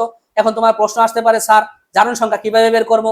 জারণ সংখ্যার সামনে চিহ্ন থাকবে, এটা রাখো, পজিটিভ চিহ্ন না নেগেটিভ চিহ্ন থাকবে। দেখো ম্যাগনেসিয়াম, ম্যাগনেসিয়ামের বললো ম্যাগনেসিয়ামের জারণ সংখ্যা কত? তুমি ম্যাগনেসিয়াম কয়টা ইলেকট্রন ত্যাগ করে? 2টা। 2টা যারা ত্যাগ করে তারাই তো ধনী, তারা কি বসে? প্লাস বসে। তাহলে +2, এই +2 হচ্ছে কি জারণ সংখ্যা, +2 জারণ সংখ্যা। যদি বলো 2, তাহলে 2 হচ্ছে শুধু যোজনী, যুজ্যতা এবং যোজনী, কিন্তু যখনই এর সামনে প্লাস দিবা তখনই এটা জারণ সংখ্যা। তাহলে ম্যাগনেসিয়ামের জারণ সংখ্যা কত? +2। অ্যালুমিনিয়ামের জারণ সংখ্যা কত? +3। অক্সিজেনের জারণ সংখ্যা কত? -2। কারণ অক্সিজেন কয়টা ইলেকট্রন গ্রহণ করে? সে 2টা। অষ্টক নিয়ম, নিষ্ক্রিয় নিকটবর্তী নিষ্ক্রিয় মৌল সে রূপ ধারণ করার জন্য কয়টা ইলেকট্রন সে গ্রহণ করে? 2টা ইলেকট্রন গ্রহণ করে। এই কারণে সে তার আগে কি হয়? মাইনাস হয়। আর যদি মাইনাস হয়, এই যে চিহ্ন যে বললাম যে -2, -3, এই যোজনীর আগে শুধু মাইনাস প্লাস দিয়ে দিবা, সেটাই হচ্ছে তোমার কি জারণ সংখ্যা। তা আশা করি তোমরা এমসিকিউ এখান থেকে হয়েছে কিনা বলো তো? তোমরাই দেখো এমসিকিউ হয়েছে কিনা। এখান থেকে প্রশ্ন করতে পারে না যে তোমার এখানে ক্লোরিনের জারণ সংখ্যা কত? এখন বলো, তোমরা আমাকে বলো ক্লোরিনের জারণ সংখ্যা কত? এটা বলবো না আমি, বলো তোমরা বলো তো দেখি ক্লোরিনের জারণ সংখ্যা কত? ক্লোরিন কি কততম বলো? 17 নম্বর বলো। কত নম্বর বলো? 17 নম্বর বলো। এবং তার নিকটবর্তী নিষ্ক্রিয় গ্যাস কত? 18তম বলো। কি? আর্গন। এখন এখানে এই আর্গন রূপ ধারণ করতে গেলে ক্লোরিন কয়টা গ্রহণ করে? একটা গ্রহণ করে কিনা কও? একটা গ্রহণ করে না? তো একটা যদি গ্রহণ করে, গ্রহণ করলে যে গ্রহণ করে, যে ঋণ নেয়, যে তুমি যদি তোমার বন্ধুদের কাছ থেকে 500 টাকা ধার নেও, তাহলে তুমি কি ঋণী না? আর ঋণীকে কি দ্বারা বস করে? ঋণাত্মক দ্বারা বস করে না? তাহলে ঋণাত্মক কয়টা গ্রহণ করছে? সে একটা। তাহলে আমি এখানে কি দিব? -1 দিব। দেখো তো -1 দিলে তো আমার জারণ সংখ্যা বের হয়ে গেল। তাহলে পুরো ঋণের জারণ সংখ্যা কত? -1। তো এখানে আরো জারণ সংখ্যা বের করার তো টেকনিক আছে, আমি এখনই শেষ করতেছি না, তো আরো বিস্তারিত আছে। জারণ সংখ্যা যেহেতু আসছে, আর দেরি না করি আমি শিখাই ফেলি তোমাদের যে জারণ সংখ্যা। স্যার ক্যালসিয়াম কার্বনেটের জারণ সংখ্যা কত বের করেন তো। কেন্দ্রীয় মৌলের জারণ সংখ্যা কত? যে ক্যালসিয়াম কার্বনেট একটা সংকেত, কি চুনাপাথরের সংকেত, রাইট? তো ক্যালসিয়াম কার্বনেটের তো বলছে যে এই যে কার্বন হচ্ছে কেন্দ্রীয় মৌল। এখন এই কার্বনের জারণ মান কত? জারণ মান কত এটা তোমার কাছে চাইছে। এটা যদি চায় থাকে, তো এখানে আমাদের দেখো, এখানে জারণ মানের জন্য আমরা যদি এখন ম্যাথ আসে, ঘ নাম্বারে যদি ম্যাথ আসে বা খ নাম্বারে যদি আসে, তাহলে আমরা কিভাবে করব এটা আগে শেখাই, এরপরে শর্টকাট টেকনিক শিখাই দেব। এরপরে দেখো, এই যে এখান থেকে এই একটা এমসিকিউ যদি তুমি এই শিখো, তুমি আরো 100টা এমসিকিউ সলভ করতে পারবা। এই ম্যাথটা শিখলে 100টা এমসিকিউ সলভ করতে পারবা। এই ম্যাথটা দেখো, এরপরে আমি তোমার একটা শর্টকাট টেকনিক দেখাই দিব, শর্টকাট টেকনিক শেখাই দিব, যেটা করলে 1 সেকেন্ডের ব্যাপার, 2 সেকেন্ডও লাগবে না তোমার এই জারণ মান বের করতে কেন্দ্রীয় মৌলের। কিভাবে বের করা দেখি। দেখো, ক্যালসিয়ামের যখন আমি বলবো, তো আমরা জানি যে একটা সম্পূর্ণ যৌগের জারণ মান হচ্ছে 0। সম্পূর্ণ যৌগের জারণ মান কত? 0। আমি 0 দিয়ে লই, আগে দিলাম। এরপরে এই ক্যালসিয়ামের জারণ মান কত? +2। তারপরে মাঝখানে দিলাম প্লাস। এরপরে কার্বনের কেন্দ্রীয় মৌলের যেহেতু বলছে সি এর, কার্বনের জারণ মান বের করতে বলছে, এই কার্বনেরটা ধরে নিলাম x, মানে অজ্ঞাত একটা রাশি ধরলাম। এরপর এই যে অক্সিজেনের জারণ মান কত? -2। এরপর আমার গুণন হবে কি, এই যে আমাদের পরমাণু আছে কয়টা? 3টা। এই যে 3টা দিলাম। দেওয়ার পরে দেখো ক্যালকুলেশন করি, এখানে থাকলো +2, তারপরে +x, এরপরে প্লাসে মাইনাসে মাইনাস, 3 আর 2 গুণ করলে কত হবে? 6 = 0। বা এখানে যদি ক্যালকুলেশন করো, এখন দেখো এখানে যা আছে তাই, x রাখো, -6 থেকে +2 বাদ দিলে কি থাকবে? -4 থাকবে, ইকুয়াল টু হচ্ছে কত? 0। তো এখানে -4 থেকে যদি 0 বাদ দাও, দেখেন দেখো -4টা যদি আমি সমান চিহ্নের ডান পাশে দিয়ে দিই, তাহলে কি +4 হবে না? অবশ্যই সামনে প্লাস এই সময় দিতে হবে জারণ মান বের করার জন্য। তাহলে x এর এই যে কার্বনের জারণ মান কত? 4 +4। তাহলে এখন স্যার এইভাবে তো আমরা ম্যাথ করলাম, এটি তো আনসার, বুঝলাম, ঠিক আছে, শর্টকাটটা শিখাই দেন। তো শর্টকাটটা জিনিসটা হচ্ছে, দেখো মনে রাখবা, সম্পূর্ণ একটা যোগের জারণ মান হচ্ছে কি? 0। তো সম্পূর্ণ যোগের জারণ মান যদি 0 হয় স্যার, তাহলে আমরা ধরেই নিলাম যে এই যোগের সম্পূর্ণ জারণ মান হচ্ছে 0। সম্পূর্ণ জারণ মান কি? 0। তাহলে আমরা এখান থেকে জানি যে ক্যালসিয়ামের জারণ মান হচ্ছে +2, আবার অক্সিজেনের জারণ মান হচ্ছে -2। তাহলে -2-র সাথে যেহেতু পরমাণু আছে 3টা, তাহলে 3 যদি গুণ করি তাহলে হবে -6। তাহলে আমি এখানে দিলাম -6। আচ্ছা, এখন স্যার ছবি দিলাম, বুঝলাম, কিন্তু এইভাবে কেমনে কি করবো, কেমনে, এইটি তো আমি তোমাদের শিখাবো। দেখো +2 আর হচ্ছে -6, এখন ইকুয়েশন সমান কি করতে হবে? 0 করতে হবে। তাহলে এই জায়গায় কি মান বসাইলে তোমার এই সমান সমান তুমি 0 পাবা? তুমি তো আর এমনি সমান 0 লিখতে পারো না, কারণ বাম পাশে ইকুয়েশনের সমীকরণের বাম পাশে এমন মান থাকতে হবে, ডান পাশে 0 লিখতে গেলে যেন বাম পাশে 0 হয়, আন্ডা হয়। তাহলে এখন তুমি এখানে কি বসাইলে 0 হবে? দেখো তো, চোখ বন্ধ করে দিতে পারো 4। কেন? কারণ +2 আর +4 +6 থেকে -6 বাদ দিলে কত থাকে? 0 থাকে। এখন স্যার তাহলে পানিটা বের করে দেখান, অক্সিজেনটা কত, হ্যাঁ, সুপার অক্সাইডটা কত, পার অক্সাইডটা কত, সবই বের করতে পারবা। কিভাবে? মনে করো পানি, কোনো চিন্তা নাই, অক্সিজেনের কথা বলছে, -2 এটা জানি, কিভাবে বের করবা? হাইড্রোজেনের আবার দেখো সুপার অক্সাইডও থাকতে পারে কিনা, তো এটার জন্য কিভাবে হাইড্রোজেনের বের করতে বলছে। হাইড্রোজেনের এখানে দেখো হাইড্রোজেন ঠিক আছে, বুঝলাম -1, তাই না? কিন্তু H2 এর কত? এখন তোমাকে প্রশ্ন যদি করে H2O, এই H2 এর জারণ মান কত? H2 এর জারণ মান কত? এই প্রশ্ন করলে তো শেষ। স্যার আমরা তো শিখছি হাইড্রোজেন হচ্ছে কত? +1। ঠিক আছে, +1, এখানে H2 আছে, H2 কত? +1 হবে? কখনোই না। দেখো কত হয়। তো তুমি জানো সম্পূর্ণ জারণ মান কত? 0, আন্ডা। তাহলে এখানে কিভাবে বের করব? এই যে অক্সিজেনের জারণ মান কত? -2। তাহলে হাইড্রোজেনের জারণ মান এখানে কত বসাইলে আমার 0 হবে? +2 বসাইলে কত? +2। যদি তোমাকে প্রশ্ন করে হাইড্রোজেনের জারণ মান কত, দেখো এখানে H2 এর জন্য জারণ মান ব্যবহার করছো +2, তাহলে একটার জন্য কত? +1। এখানে দুইটা কনসেপ্ট বুঝতে হবে। একটা হাইড্রোজেন গ্যাসের জন্য হচ্ছে এই যে পরমাণুর জন্য +1, কিন্তু H2 একটা অণু যদি থাকে তার জারণ মান হচ্ছে +2। বুঝতে পারছো আশা করি? যদিও একদম গভীরে চলে যাচ্ছি, আশা করি এটা নিয়ে সমস্যা হবে না যখন এমসিকিউ সলভ করব। একদম মনে করো যে এমন এমসিকিউ সিলেক্ট করেছি, একটা করে এমসিকিউ বিশ্লেষণ করে তোমার শেখাবো। আর ক্লাস, এই ক্লাস এবং যদি তুমি এই এমসিকিউ ক্লাসটা করে যাও পরীক্ষায়, কোনো কিছু বলা লাগবে না, আমার এই ক্লাস এবং হচ্ছে এমসিকিউর ক্লাসটা করবা শুধু।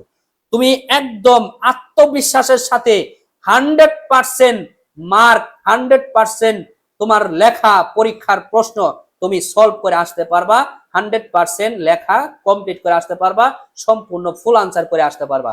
তুমি ধৈর্য সহকারে শিখো। এতক্ষণে বুঝতে পারছো যে এতক্ষণে কিন্তু ক্লাস করেও বুঝতে পারছো যে আসলে কতটুকু তোমাদের বেসিক থেকে শুরু করে অ্যাডভান্স পর্যন্ত শেখানোর চেষ্টা করতেছি।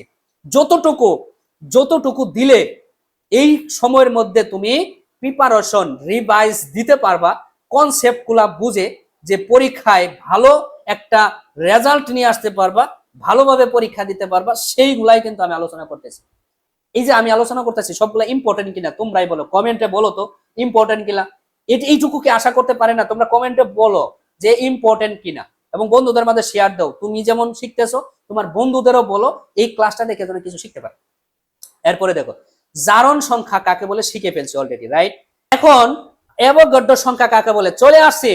মানে আমাদের জারণ বিজারণ ইলেকট্রনের স্থানান্তরের ভিতরে রেডক্স নন রেডক্স বিক্রিয়ার মাঝখান থেকে এখন একটু বেরোয় আসি, বেরোয় আমরা ষষ্ঠ অধ্যায় চলে আসি। ষষ্ঠ অধ্যায় কি ম্যাথ আছে, তাই না? ম্যাথও আছে, আবার এখানে কিছু ক্যালকুলেশন আছে, যা ম্যাথ করতে হয় স্বপৈকিক নিয়মের ম্যাথ করতে হয়, যে 5টা কলার দাম 10 টাকা হলে একটা কলার দাম কত, এরকম টাইপের ম্যাথ না? খুব সহজ, মোলারিটি ঘনমাত্রা এগুলা বের করতে বলে, তাই না? তো দেখো 45 নম্বর প্রশ্ন বলছে অ্যাভোগাড্রো সংখ্যা কি। তো দেখো কোন বস্তু এক মোলে যত সংখ্যক কোন পরমাণু আয়ন থাকে সেই সংখ্যার অ্যাভোগাড্রো সংখ্যা বলে। অ্যাভোগাড্রো সংখ্যার মান কত বলো তো? 6.02 গুণন 10⁻23। তো এই সংখ্যাটা এইভাবেও দিতে পারি, তোমরা একটু বই থেকেও কালেক্ট করে অ্যাভোগাড্রো সংখ্যাটা দিতে পারো, যে কোন বস্তুর এক মোলে 6.02 গুণন 10⁻23টি অণু পরমাণু বা আয়ন থাকে সেই সংখ্যাকে কি বলা হয়? অ্যাভোগাড্রো সংখ্যা বলা হয়। এই সংখ্যাটা যদি এরকম হইতো খুব সুন্দর হইতো না? দেখো তো, মানে একটা সংজ্ঞার ভিতরে মনে হয় যে যুক্তিসঙ্গত বা একটা ভারপ্রাপ্তি বা একটা প্রফেশনাল যে অ্যাভোগাড্রো সংজ্ঞার একটা চলে আসতো, তাই না? যে অ্যাভোগাড্রো সংখ্যা কি, যে কোন বস্তুর এক মোলে 6.02 গুণন 10⁻23টি সংখ্যক, এই যে যত সংখ্যক বলছে না, এই জায়গায় তুমি এইটুকু বসাই দিও, খুব বেস্ট একটা সংজ্ঞা হবে, যে এত সংখ্যক অণু পরমাণু বা আয়ন থাকে সেই সংখ্যাকে অ্যাভোগাড্রো সংখ্যা বলে। আচ্ছা শিখলাম। তাহলে এক মূল কাকে বলে বা মূল কাকে বলে? এই মূল আবার গাছের মূল বইল না, ঠিক আছে? তো এখানে দেখো কোন রাসায়নিক পদার্থের যে পরিমাণে অ্যাভোগাড্রো সংখ্যক 6.02 গুণন 10⁻23, এই যে পাই গেছি আমরা, যে 6.02 গুণন 10⁻23টি অণু পরমাণু বা আয়ন থাকে তাকে ওই পদার্থের কি বলা হয়? মৌল বলা হয়। কি বলা হয়? মৌল বলা হয়। এরপরে দেখো 47 নম্বর প্রশ্ন, মোলার আয়তন কাকে বলে? এক মৌল পদার্থের এক মোল পরিমাণ পদার্থের আয়তনকে মোলার আয়তন বলে। 48 নম্বর প্রশ্ন বলছে যে মোলার দ্রবণ কাকে বলে? মোলার দ্রবণ কাকে বলে? খুব ইম্পর্টেন্ট, যে নির্দিষ্ট তাপমাত্রায় প্রতি লিটার দ্রবণ যদি 1 মোল দ্রবীভূত থাকে তাহলে ওই দ্রবণকে মোলার দ্রবণ বলে। আমি বিস্তারিত ভিতরে যাচ্ছি না, কারণ এটা জ্ঞানমূলকের ক্লাস। আমি যদি এখন অনুধাবন প্রয়োগমূলকের ক্লাস নিয়ে ফেলি তোমরাই হয়তো বকাবকি শুরু করবা, অধৈর্য হয়ে যাবা, কারণ আমি জানি এখানে 100টা স্টুডেন্টের মধ্যে 2 জন স্টুডেন্ট আছে আমার এই ক্লাসটা তার ভালো লাগতেছে না, এত পেশাল তার ভালো লাগতেছে না। যারা ট্যালেন্টেড, যারা ভালো স্টুডেন্ট, তারা কিন্তু বুঝতে পারতেছে আসলে ক্লাসটা কতটুকু গুরুত্বপূর্ণ। আমি যদি এই যে কথা বলতেছি, আমি যদি তোমাদের এই অধ্যায় এই যে টপিকগুলা কি পরিমাণ গুরুত্বপূর্ণ, কি পরিমাণ তোমার দরকার সেটা যদি তুমি না জানে, তোমাকে আমি না বলি, তুমি কি বুঝতে পারবা বলো? তোমার কি এটা শেখা লাগবে যে তোমার যে এটা শেখা ফরজ হয়ে গেছে? কারণ একদিন পরে তোমার একটু পরে কয়েক ঘন্টা কয়েক সেকেন্ড পরে পরীক্ষা, তোমার হিসাব করলে দেখো চোখের পলকে তোমার সময়টা চলে যাবে। তো তুমি যদি এটা ভালো করে না পড়ো, তুমি না দেখে যাও, তুমি আইসে ঠিকই আফসোস করবা, স্যার হে স্যারের ক্লাসটা করলে আজকে এই রসায়ন আমি ফেল করতাম না, এই স্যারের ক্লাসটা করলে আজকে আমি এ প্লাস পাইতাম এই সাবজেক্টে, কি ভুলটাই করলাম। এই আফসোস যেন না করতে হয়, পুরো ক্লাসটা একটু দেখো। এরপর আমি এমসিকিউ এবং সাবস্ক্রাইব করে রাখো, বেল আইকনটা ক্লিক করে রাখো এবং তুমি সেভ করে রাখো। এবং এমসিকিউর যে ক্লাসটা দিবে 100% করো এমসিকিউ ক্লাস। এবং এইটা আমি এমসিকিউ প্রত্যেকটা এমসিকিউ এমন ভাবে বেসিক টু অ্যাডভান্স এমন ভাবে আলোচনা করব, এমন ভাবে আলোচনা করছি, একটা এমসিকিউ শিখলে 20টা এমসিকিউ আনসার করতে পারবা, এরও বেশি আনসার করতে পারবা।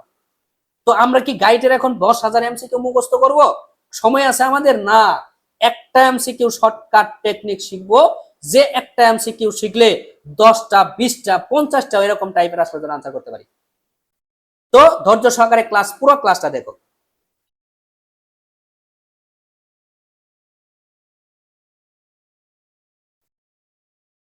49 নম্বর প্রশ্ন বলছে সেমি মোলার দ্রবণ কাকে বলে। খুব ইম্পর্টেন্ট, সেমি মোলার দ্রবণে কিন্তু আমাদের ম্যাথও করতে হয় গণমাত্রার সময়।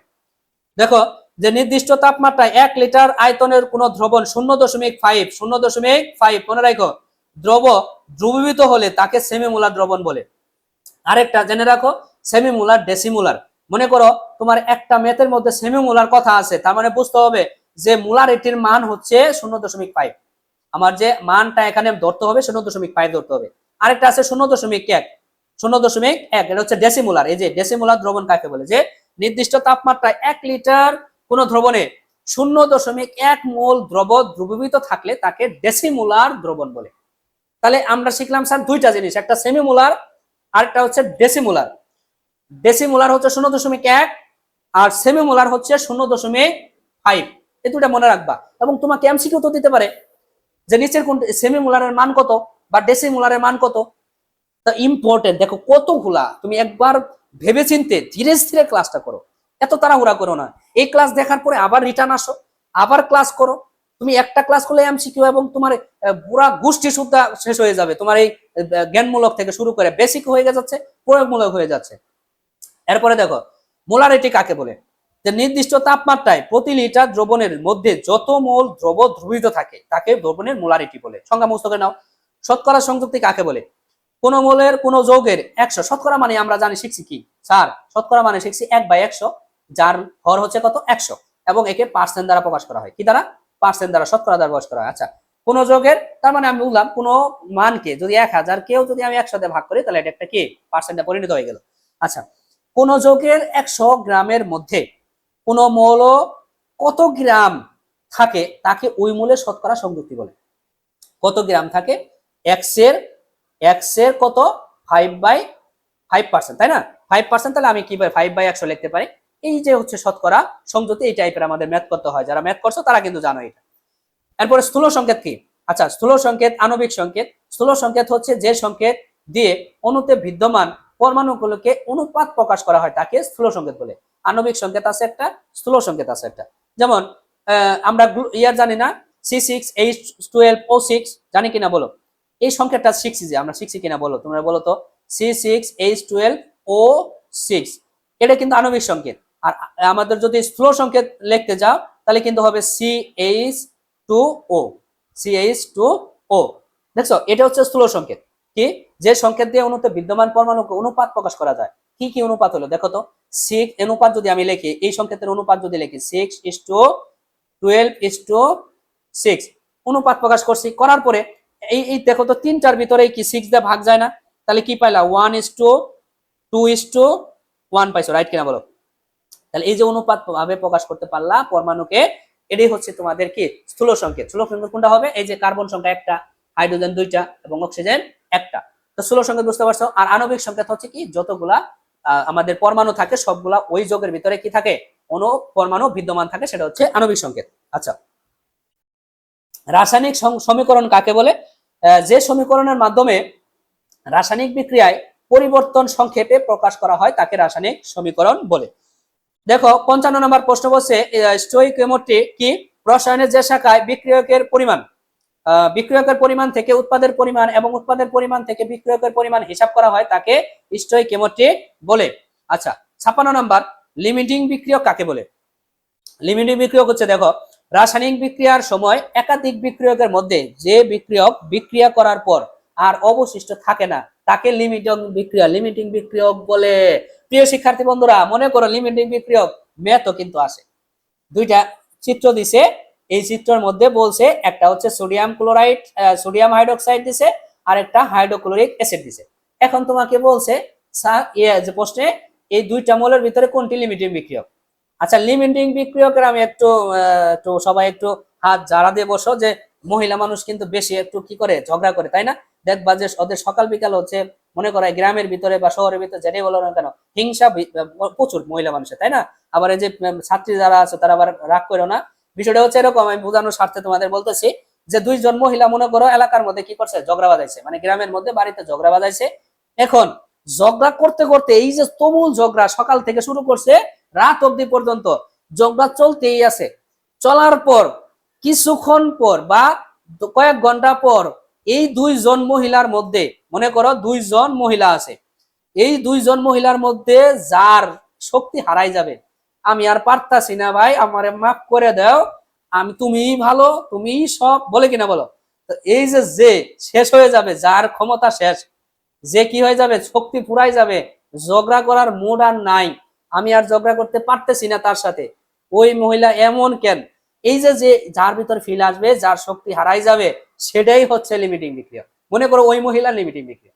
তার মানে এই সোডিয়াম হাইড্রোক্সাইড এবং হাইড্রোক্লোরিক অ্যাসিডের মধ্যে যখন বিক্রিয়া করব, এই বিক্রিয়া করার মধ্যে যখন যদি সোডিয়াম হাইড্রোক্সাইড শেষ হয়ে যায়, যে মনে করো যেরকম যে উদ্দীপকে সোডিয়াম হাইড্রোক্সাইড দেওয়া আছে 10 গ্রাম, আবার এই হাইড্রোক্লোরিক অ্যাসিড দেওয়া আছে 5 গ্রাম, তো এই গ্রামের মধ্যে এখন এইটার সাথে কম্পেয়ার করে এখন ম্যাথ ক্যালকুলেশন করে দেখতে হবে যে 10 গ্রাম সোডিয়াম হাইড্রোক্সাইড বিক্রিয়া করতে আসলে হাইড্রোক্লোরিক অ্যাসিড কত গ্রাম প্রয়োজন। যদি মনে করো 10 গ্রাম তৈরি করতে, মানে 10 গ্রাম সোডিয়াম হাইড্রোক্সাইড আছে যে, এটা বিক্রিয়া করতে হাইড্রোক্লোরিক অ্যাসিড প্রয়োজন হচ্ছে 4 গ্রাম। কত গ্রাম? 4 গ্রাম। বুঝো, ভালো করে বুঝো, কিন্তু কনসেপ্টটা বুঝো। কি বলছি তোমাকে, যে স্যার আপনি তো এটাই বুঝাইলেন, কি বুঝাইলাম, যে স্যার সোডিয়াম হাইড্রোক্সাইড দেওয়া আছে হচ্ছে 10 গ্রাম, এই 10 গ্রাম সোডিয়াম হাইড্রোক্সাইড সম্পূর্ণ শক্তি দিয়ে এই হাইড্রোক্লোরিক অ্যাসিডের সাথে বিক্রিয়া করতে এই হাইড্রোক্লোরিক অ্যাসিড দরকার মাত্র 4 গ্রাম। আচ্ছা ঠিক আছে, এখন দেখা যাচ্ছে যে হাইড্রোক্লোরিক অ্যাসিড উদ্দীপকে দেওয়া আছে 5 গ্রাম, তাহলে দেখো তো এর সাথে যদি ঝগড়া বাজায়, তাহলে হাইড্রোক্লোরিক অ্যাসিডের 4 গ্রাম কি হবে, লাগবে মাত্র, কারণ এর সাথে ঝগড়া করতে। তাহলে কি এর শক্তি কি 1 গ্রাম থাকবে কিনা বলো? এই যে 1 গ্রাম থাকলো, তাহলে এই কি হাইড্রোক্লোরিক অ্যাসিড কি শক্তিশালী না? ওই যে মহিলা চলতেই আছে, ক্যাসেট চলতেই আছে, থামাথামি নাই, তাহলে এটা কি শক্তিশালী না বলো তো? তাহলে যে শক্তিশালী সে কি লিমিটিং বিক্রিয়ক না? লিমিটিং বিক্রিয়ক সেই যে কি হয়ে যায়, শেষ হয়ে যায়, যার ক্ষমতা শেষ। যে এই যে 10 গ্রাম এখানে, তাহলে যদি এই হাইড্রোক্লোরিক অ্যাসিডের সাথে বিক্রিয়া করতে যায়, তাহলে দেখা যাচ্ছে 10 গ্রামের সোডিয়াম হাইড্রোক্সাইড কি হয়ে যাবে, শেষ হয়ে যাবে। তাহলে স্যার আমি চোখ বন্ধ করে বলতে পারি যে সোডিয়াম হাইড্রোক্সাইড হচ্ছে লিমিটিং বিক্রিয়ক। বুঝতে পারছো কিনা বলো? এইভাবে কনসেপ্ট তোমাকে কেউ বুঝাবে না। আশা করি তোমরা লিমিটিং বিক্রিয়কটা বুঝতে পারছো। 57 নম্বর প্রশ্ন আমরা শিখে নেই। 57 নম্বর প্রশ্ন হচ্ছে পার্সেন্টেজ অফ ইয়েল্ড বা উৎপাদের শতকরা পরিমাণ কত। উত্তর হবে বিক্রিয়ক 100% বিশুদ্ধ না হলে লিমিটিং বিক্রিয়ক থেকে হিসাব করে যে পরিমাণ উৎপাদ হবার কথা, রাসায়নিক বিক্রিয়ায় তার চেয়ে কম পরিমাণ উৎপাদ তৈরি হয়, তার শতকরা পরিমাণকে পার্সেন্টেজ অফ ইয়েল্ড বা উৎপাদের শতকরা পরিমাণ বলে। একটু মুখস্থ করে নাও, এটা গল্প করলে অনেকক্ষণ সময় লাগবে। এরপরে দেখো উৎপাদের শতকরা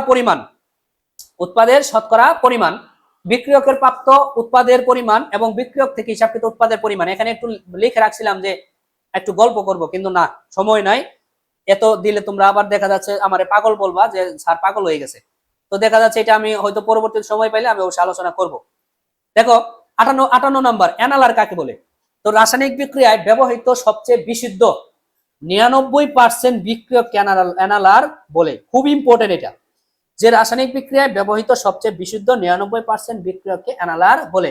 প্রিয় শিক্ষার্থী বন্ধুরা, এই রসায়নে পড়ে রসায়নের রস নিতে এসে যদি তোমরা তাড়াহুড়া করো, যদি গল্প না শোনো, রসায়ন তো ভালো লাগবে না। রসায়ন তো কেমিস্ট্রিতে এমনি হার। এখন এই রসের যদি চিপে আমরা রস বের করে না খাইতে পারি, তাহলে কি আমাদের এই রসায়ন কি ভালো লাগবে বলো? রসায়ন তো আমাদের কাছে আর সমান কঠিন মনে হবে। একটু কথাগুলা শোনো, লাভ আছে। একটু গল্প শোনো, লাভ আছে। তো দেখো 59 নাম্বার, পারমাণবিক শ্বাস কি? এই পরীক্ষাটা, এই প্রশ্নটা অনেকবার আসে, স্টার চিহ্ন 5টা মাইরে রাখো। বুঝতে পারছো? এই প্রশ্নটা অনেকবার আসে, প্রত্যেকটা বোর্ডেই প্রায় আসে। পারমাণবিক শ্বাস কি?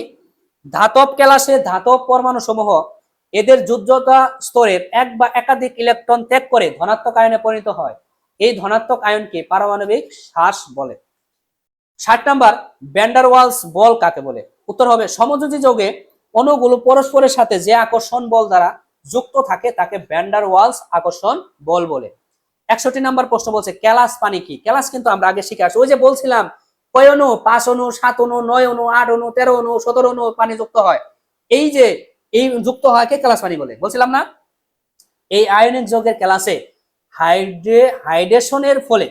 হাইড্রেশনের ফলে যুক্ত পানির অণুকে ক্যালাস পানি বলে। ভাই ক্যালাস পানি নিয়ে কথা বলতে গেলে আমার এখনো 30 মিনিট সময় লাগবে, চোখ বন্ধ করে, তবুও শেষ হবে না।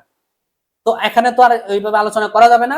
তো এইটুকু জেনে রাখো যে আয়নিক যৌগের ক্যালাসে হাইড্রেশনের ফলে যুক্ত পানির অণুকে ক্যালাস পানি বলে। যেমন কপার সালফেট 5 অণু পানি, কপার সালফেট 5 অণু পানি। 62 নাম্বার হচ্ছে যে পোলারিটি কাকে বলে? পোলারিটি হচ্ছে দেখো সমযোজী যৌগের অণুতে বন্ধনে আবদ্ধ পরমাণুগুলোর তড়িৎ ঋণাত্মকতার পার্থক্য ঘটলে অণুতে আংশিক ধনাত্মক আংশিক ঋণাত্মক চার্জ বিশিষ্ট প্রান্তের সৃষ্টি হয়, তাকে পোলারিটি বলে। ঠিক না? পানির ক্ষেত্রে আংশিক ধনাত্মক আংশিক ঋণাত্মক, হাইড্রোজেন আংশিক ধনাত্মক আয়নে পরিণত হয়, অক্সিজেন আংশিক ঋণাত্মক আয়নে পরিণত হয়। ওই যে ভাই শিখে আসছি, সেটাই হচ্ছে পোলারিটি। আশা করি তোমরা বুঝতে পারছো, মনেও পড়ছে, সেই পেজটা পড়েও নিও পঞ্চম অধ্যায়ে। 64 নাম্বার প্রশ্ন, উত্তর হবে ধাতব দণ্ডে বা খণ্ডে বা দণ্ডে যেটাই বলো না কেন পরমাণু সমূহ যে আকর্ষণ বল দ্বারা পরস্পরের সাথে আবদ্ধ থাকে তাকে ধাতব বন্ধন বলে। তাকে কি বলে? ধাতব বন্ধন বলে। 65 নাম্বার প্রশ্ন বলছে যা যোজ্যতা ইলেকট্রন কাকে বলে? যোজ্যতা ইলেকট্রন কাকে বলে? উত্তর হবে কোন মূলের সর্বশেষ প্রধান শক্তি স্তরের মোট ইলেকট্রন সংখ্যাকে ওই মূলের যোজ্যতা ইলেকট্রন বলে। দেখো তো এরকম প্রশ্ন কি আসে না তোমাকে যে অমক মূলের যোজ্যতা ইলেকট্রন কত? যেমন ক্যালসিয়ামের এই যে বেস্ট, হ্যাঁ, ক্যালসিয়ামের যোজ্যতা ইলেকট্রন কত? এটা আসে কিনা বলো? পটাশিয়ামের আসে কিনা? ক্লোরিনের আসে? এই যে ক্লোরিনের আসে কিনা? আর্গনের আসে কিনা? আসে ভাই, এগুলাই তো প্রশ্ন আসে, এগুলা এসো। ক্লোরিনের যোজ্যতা ইলেকট্রন কত? যোজ্যতা ইলেকট্রন বলছে কোন মূলের সর্বশেষ প্রধান শক্তি স্তরে মোট ইলেকট্রন সংখ্যাকে ওই মূলের যোজ্যতা ইলেকট্রন বলে। তাহলে স্যার ক্যালসিয়ামের কত বা ম্যাগনেসিয়ামের কত? এটা সহজ হিসাব, আমরা ইলেকট্রন বিন্যাস শিখছি না? এখন আমরা কি এটার জন্য কি আমার ওই যে আমাদের যে অরবিটাল নিয়ে ইলেকট্রন বিন্যাস সেটা করবো না? এটা করবো কেন স্যার? এটা করতে যাবো কেন? আমরা কি করব, এই যে এইভাবে করতে পারি, ওর আঁকায় শক্তি স্তর আঁকায় আঁকায় করতে পারি, তাও হবে। আবার যদি বলো যে না আমরা জানি 2 8 8 এইভাবে হয়, তো এইভাবে করতে পারি। তো এখানে কোনটা করব? যেটা তোমার সহজ মনে হয় সেটা করো। দেখো আমরা যদি ক্যালসিয়াম দিই, ক্যালসিয়ামের কত বলো তো? 20। কয়টা ইলেকট্রন? 20টা না? আমরা তো জানি পারমাণবিক সংখ্যা 20, তাহলে ইলেকট্রনের সংখ্যা কত? 20 নিরপেক্ষ অবস্থায়। তো এখন এখানে প্রথম শক্তি স্তরে কয়টা যায়? প্রথম শক্তি স্তরে যায় 2টা, এটা তুমি জানো কিনা বলো? প্রথম শক্তি স্তরে 2টা ইলেকট্রন যায় স্যার, জানি। দ্বিতীয় শক্তি স্তরে 8টা যায়, 8টা দিয়ে দেই স্যার। আচ্ছা দিলাম। এরপরে তৃতীয় শক্তি স্তরে কয়টা যায়? এটাও 8টা যায়, তাহলে আমি আবার 8টা দিলাম।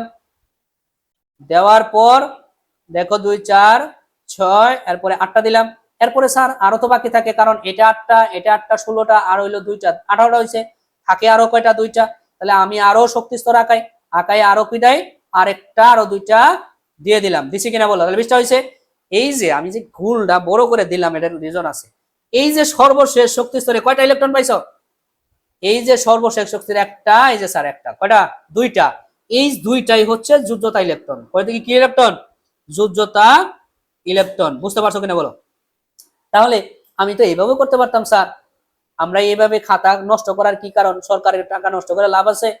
তো এইভাবে করি। কিভাবে স্যার? আমরা এইভাবে একটু করি, দেখো ক্যালসিয়ামের মনে করো, ক্যালসিয়ামের কত? 20। কত? ক্যালসিয়ামের 20 জানি, ইলেকট্রন সংখ্যা 20টা নিরপেক্ষ অবস্থায়। তো প্রথম শক্তি স্তরে 2টা যায়, পরের শক্তি স্তরে 2টা, পরের শক্তি স্তরে 2টা, 8টা। তাহলে কত হলো? 2টা 8টা 8টা, তাহলে কত হলো? 18টা হয়েছে। তাহলে বাকি থাকে 2টা, তাহলে এই যে 2টা দিলাম, তাহলে যোদ্ধা দিলাম কত? 2। আবার দেখো অ্যালুমিনিয়াম, স্যার অ্যালুমিনিয়ামটা করেন তো, তাহলে এটা তো সহজ ভাবে করলেন। অ্যালুমিনিয়াম কি? অ্যালুমিনিয়াম কি ভাগে ধরবে আমাদের? অ্যালুমিনিয়াম করলে দেখো তো 2 8 কটা হলো? 10টা হয়েছে না? আমরা জানি প্রথম শক্তি স্তরে 2টা যায়, কারণ ওই যে 2 এর নিয়মে। আর পরের শক্তিগুলাকে কি যায়, 8টা 8টা করে যায় কিনা বলো। এরপরে দেখো, তাহলে 8টা যদি যায়, পরের বার কি 8টা দিতে পারবো এখানে? না। কেন দিতে পারবো না? কারণ আছে আমার 13টা, দিমু কেমনে? কারণ 8 আর 2 হয়ে গেছে কয়টা, 10টা হয়ে গেছে, বাকি থাকে 3টা, তাহলে এই যে এখানে 3 হবে। তাহলে এখানে এই যে 3 যে পাইলাম, পাইছো কিনা বলো। এই যে আমি 3 পাইছি, এই 3ই হচ্ছে যোজ্যতা ইলেকট্রন। তাহলে তোমার যদি প্রশ্ন আসে অ্যালুমিনিয়ামের যোজ্যতা কত, 3 কি বলতে পারবো না? পারবো অবশ্যই। এরপরে দেখো সুপ্ত যোজনী কাকে বলে। এইটার ম্যাথ কিন্তু আসে, মানে এই একটা করে টপিক বুঝাইতে গেলে কিন্তু অনেক সময় লাগে। ধৈর্য সহকারে একটু ক্লাসটা দেখো, উপকারে আসবে। সুপ্ত যোজনী একটা করে এই আনসারের সাথে সাথে তোমরা এমসিকিউ সলভ করতে পারতেছো। সুপ্ত যোজনী কাকে বলে দেখো, কোন মৌলের সর্বোচ্চ যোজনী এবং সক্রিয় যোজনীর পার্থক্যকে মৌলের সুপ্ত যোজনী বলে। মনে করো আমরা জানি যে আয়রনের যোজনী জানি হচ্ছে কয়টা, 2টা, এই যে Fe। হ্যাঁ, আয়রনের 2টা জানি, 2 এবং 3, রাইট? জানি কিনা বলো। আবার ফসফরাসে জানি কি 3 5, জানি কিনা বলো। আবার নাইট্রোজেনেরও জানি 3 5। এখানে বিষয়টা বোঝানোর অর্থ হচ্ছে এটাই যে তাদের সর্বোচ্চ যোজনী, এটা দেখো আয়রনের সর্বোচ্চ যোজনী কত, 3, এবং সক্রিয় যোজনী এটা হচ্ছে 2। মনে করো ফেরিক অক্সাইড এবং ফেরাস অক্সাইড, এই যে Fe দিলাম, এবং অক্সিজেন যোজনী হচ্ছে 2, তাহলে এখানে দিলাম। আর আয়রনের যোজনী 3 দিলাম। তাহলে এখন দেখো তো যে আয়রনের যোজনী এখানে কত বসছে। আমরা জানি তো যোজনী বিনিময় করে বসে। মনে করো গার্লফ্রেন্ডের যোজনী বয়ফ্রেন্ডের কাছে বসবে, বয়ফ্রেন্ডের যোজনী কার কাছে বসবে, গার্লফ্রেন্ডের কাছে বসবে। তো এখন এই আয়রনের যোজনী বসবে, এটা তো গার্লফ্রেন্ড বয়ফ্রেন্ড না হলে যুক্ত হইতো কি বলো, এটা কি, এটা হচ্ছে বয়ফ্রেন্ড, এটা হচ্ছে গার্লফ্রেন্ড মনে করো। তাহলে এর যে যোজনী আছে, এর যোজনী বসছে কার কাছে, যে যে কার কাছে বসছে, বসছে হচ্ছে অক্সিজেনের কাছে। কার কাছে? অক্সিজেন। অক্সিজেনের কত বসছে, এই যে 3। তার মানে এখান থেকে বুঝলাম যে আয়রনের যোজনী বসছে এখানে 3। এই যোগে কিন্তু এই যোগে আবার এই আরেকটা যোগ দেখো, এই যে ফেরিক অক্সাইড যদি আমি লিখি, যে আমি যদি আমি ফেরিক অক্সাইড লিখি যে Fe, তারপরে ও লিখলাম, ফেরিক অক্সাইড লিখলাম। তাহলে এখানে মনে করো যে এখানে কত বসছে, যে আয়রনের যোজনীয় 2 এবং অক্সিজেনের যোজনী কি বসছে, 2 বসছে। কারণ 2 2 আমি অনুপাত যদি আমি কেটে দেই তাহলে এখানে লিখতে হয় না, এটা তোমরা জানো। তো এখন এই যোগে আমাদের আয়রনের যোজনী কত বসছে, আয়রনের যোজনী বসছে 3। কত বসছে, 3। আবার এই যোগে আয়রনের যোজনী বসছে 2। এখন তোমাকে এরকম একটা যোগ দিছে, দেখো একটু বোঝার চেষ্টা করো। এরকম একটা যোগ দিয়ে তোমাকে বলল যে এখানে আয়রনের Fe, এই আয়রনের এই সুপ্ত যোজনী কত। এই যৌগে তোমার আয়রনের যোজনী বসছে 3। কত বসছে, 3 বসছে। আবার এই যৌগে আয়রনের যোজনী বসছে 2। এই যৌগের আয়রনের সুপ্ত যোজনী কত, আবার এই যৌগের আয়রনের সুপ্ত যোজনী কত।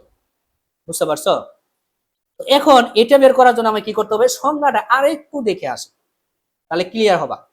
কোন মৌলের সর্বোচ্চ যোজনী, কোন মৌলের সর্বোচ্চ যোজনী সক্রিয় যোজনীর পার্থক্য। আচ্ছা, পার্থক্য জিনিসটা কি, বিয়োগ জানি, যে আগে একটা মার্কারের দাম ছিল 10 টাকা, এখন হয়েছে 40 টাকা স্যার। তাহলে পার্থক্য কত হয়েছে, পার্থক্য হয়েছে 30 টাকা। এই যে 30, পার্থক্য তো বুঝতে পারছো জিনিসটা, পার্থক্য জিনিসটা বুঝতো তাই নাকি, সেটাই তো। এই যে সর্বোচ্চ যোজনী সক্রিয় যোজনীর পার্থক্যটা কি করতে হয়, বিয়োগ করে বের করতে হয়। তাহলে এখানে বুঝলা সর্বোচ্চ যোজনী থেকে সক্রিয় যোজনী বিয়োগ করতে হয়। আচ্ছা, এই যে আয়রনের সার, এখানে বুঝবো কিভাবে যে সক্রিয় যোজনী সর্বোচ্চ যোজনী কোনটা। এই যে আয়রনের যোজনী তুমি কয়টা শিখছো, 2টা শিখছো কিনা বলো। আয়রনের যোজনী শিখছি কয়টা, 2টা। কয়টা, 2টা, 2 এবং 3। তাহলে আয়রনের সর্বোচ্চ যোজনী কত, 3 না বলো তো। আয়রনের যদি সর্বোচ্চ যোজনী 3 হয়, তাহলে আমি কি সর্বোচ্চ যোজনী পাইছি 2টার ক্ষেত্রে, এটার ক্ষেত্রেও সর্বোচ্চ যোজনী পাইছি, এটার ক্ষেত্রেও কত পাইলাম, 3 পাইলাম। তাহলে এই যৌগের আয়রনের মানে সক্রিয় যোজনী কোনটা, এই যে যে মানটা এখানে ব্যবহৃত হয়েছে না, যে যোজনীটা, এটাই হচ্ছে সক্রিয় যোজনী।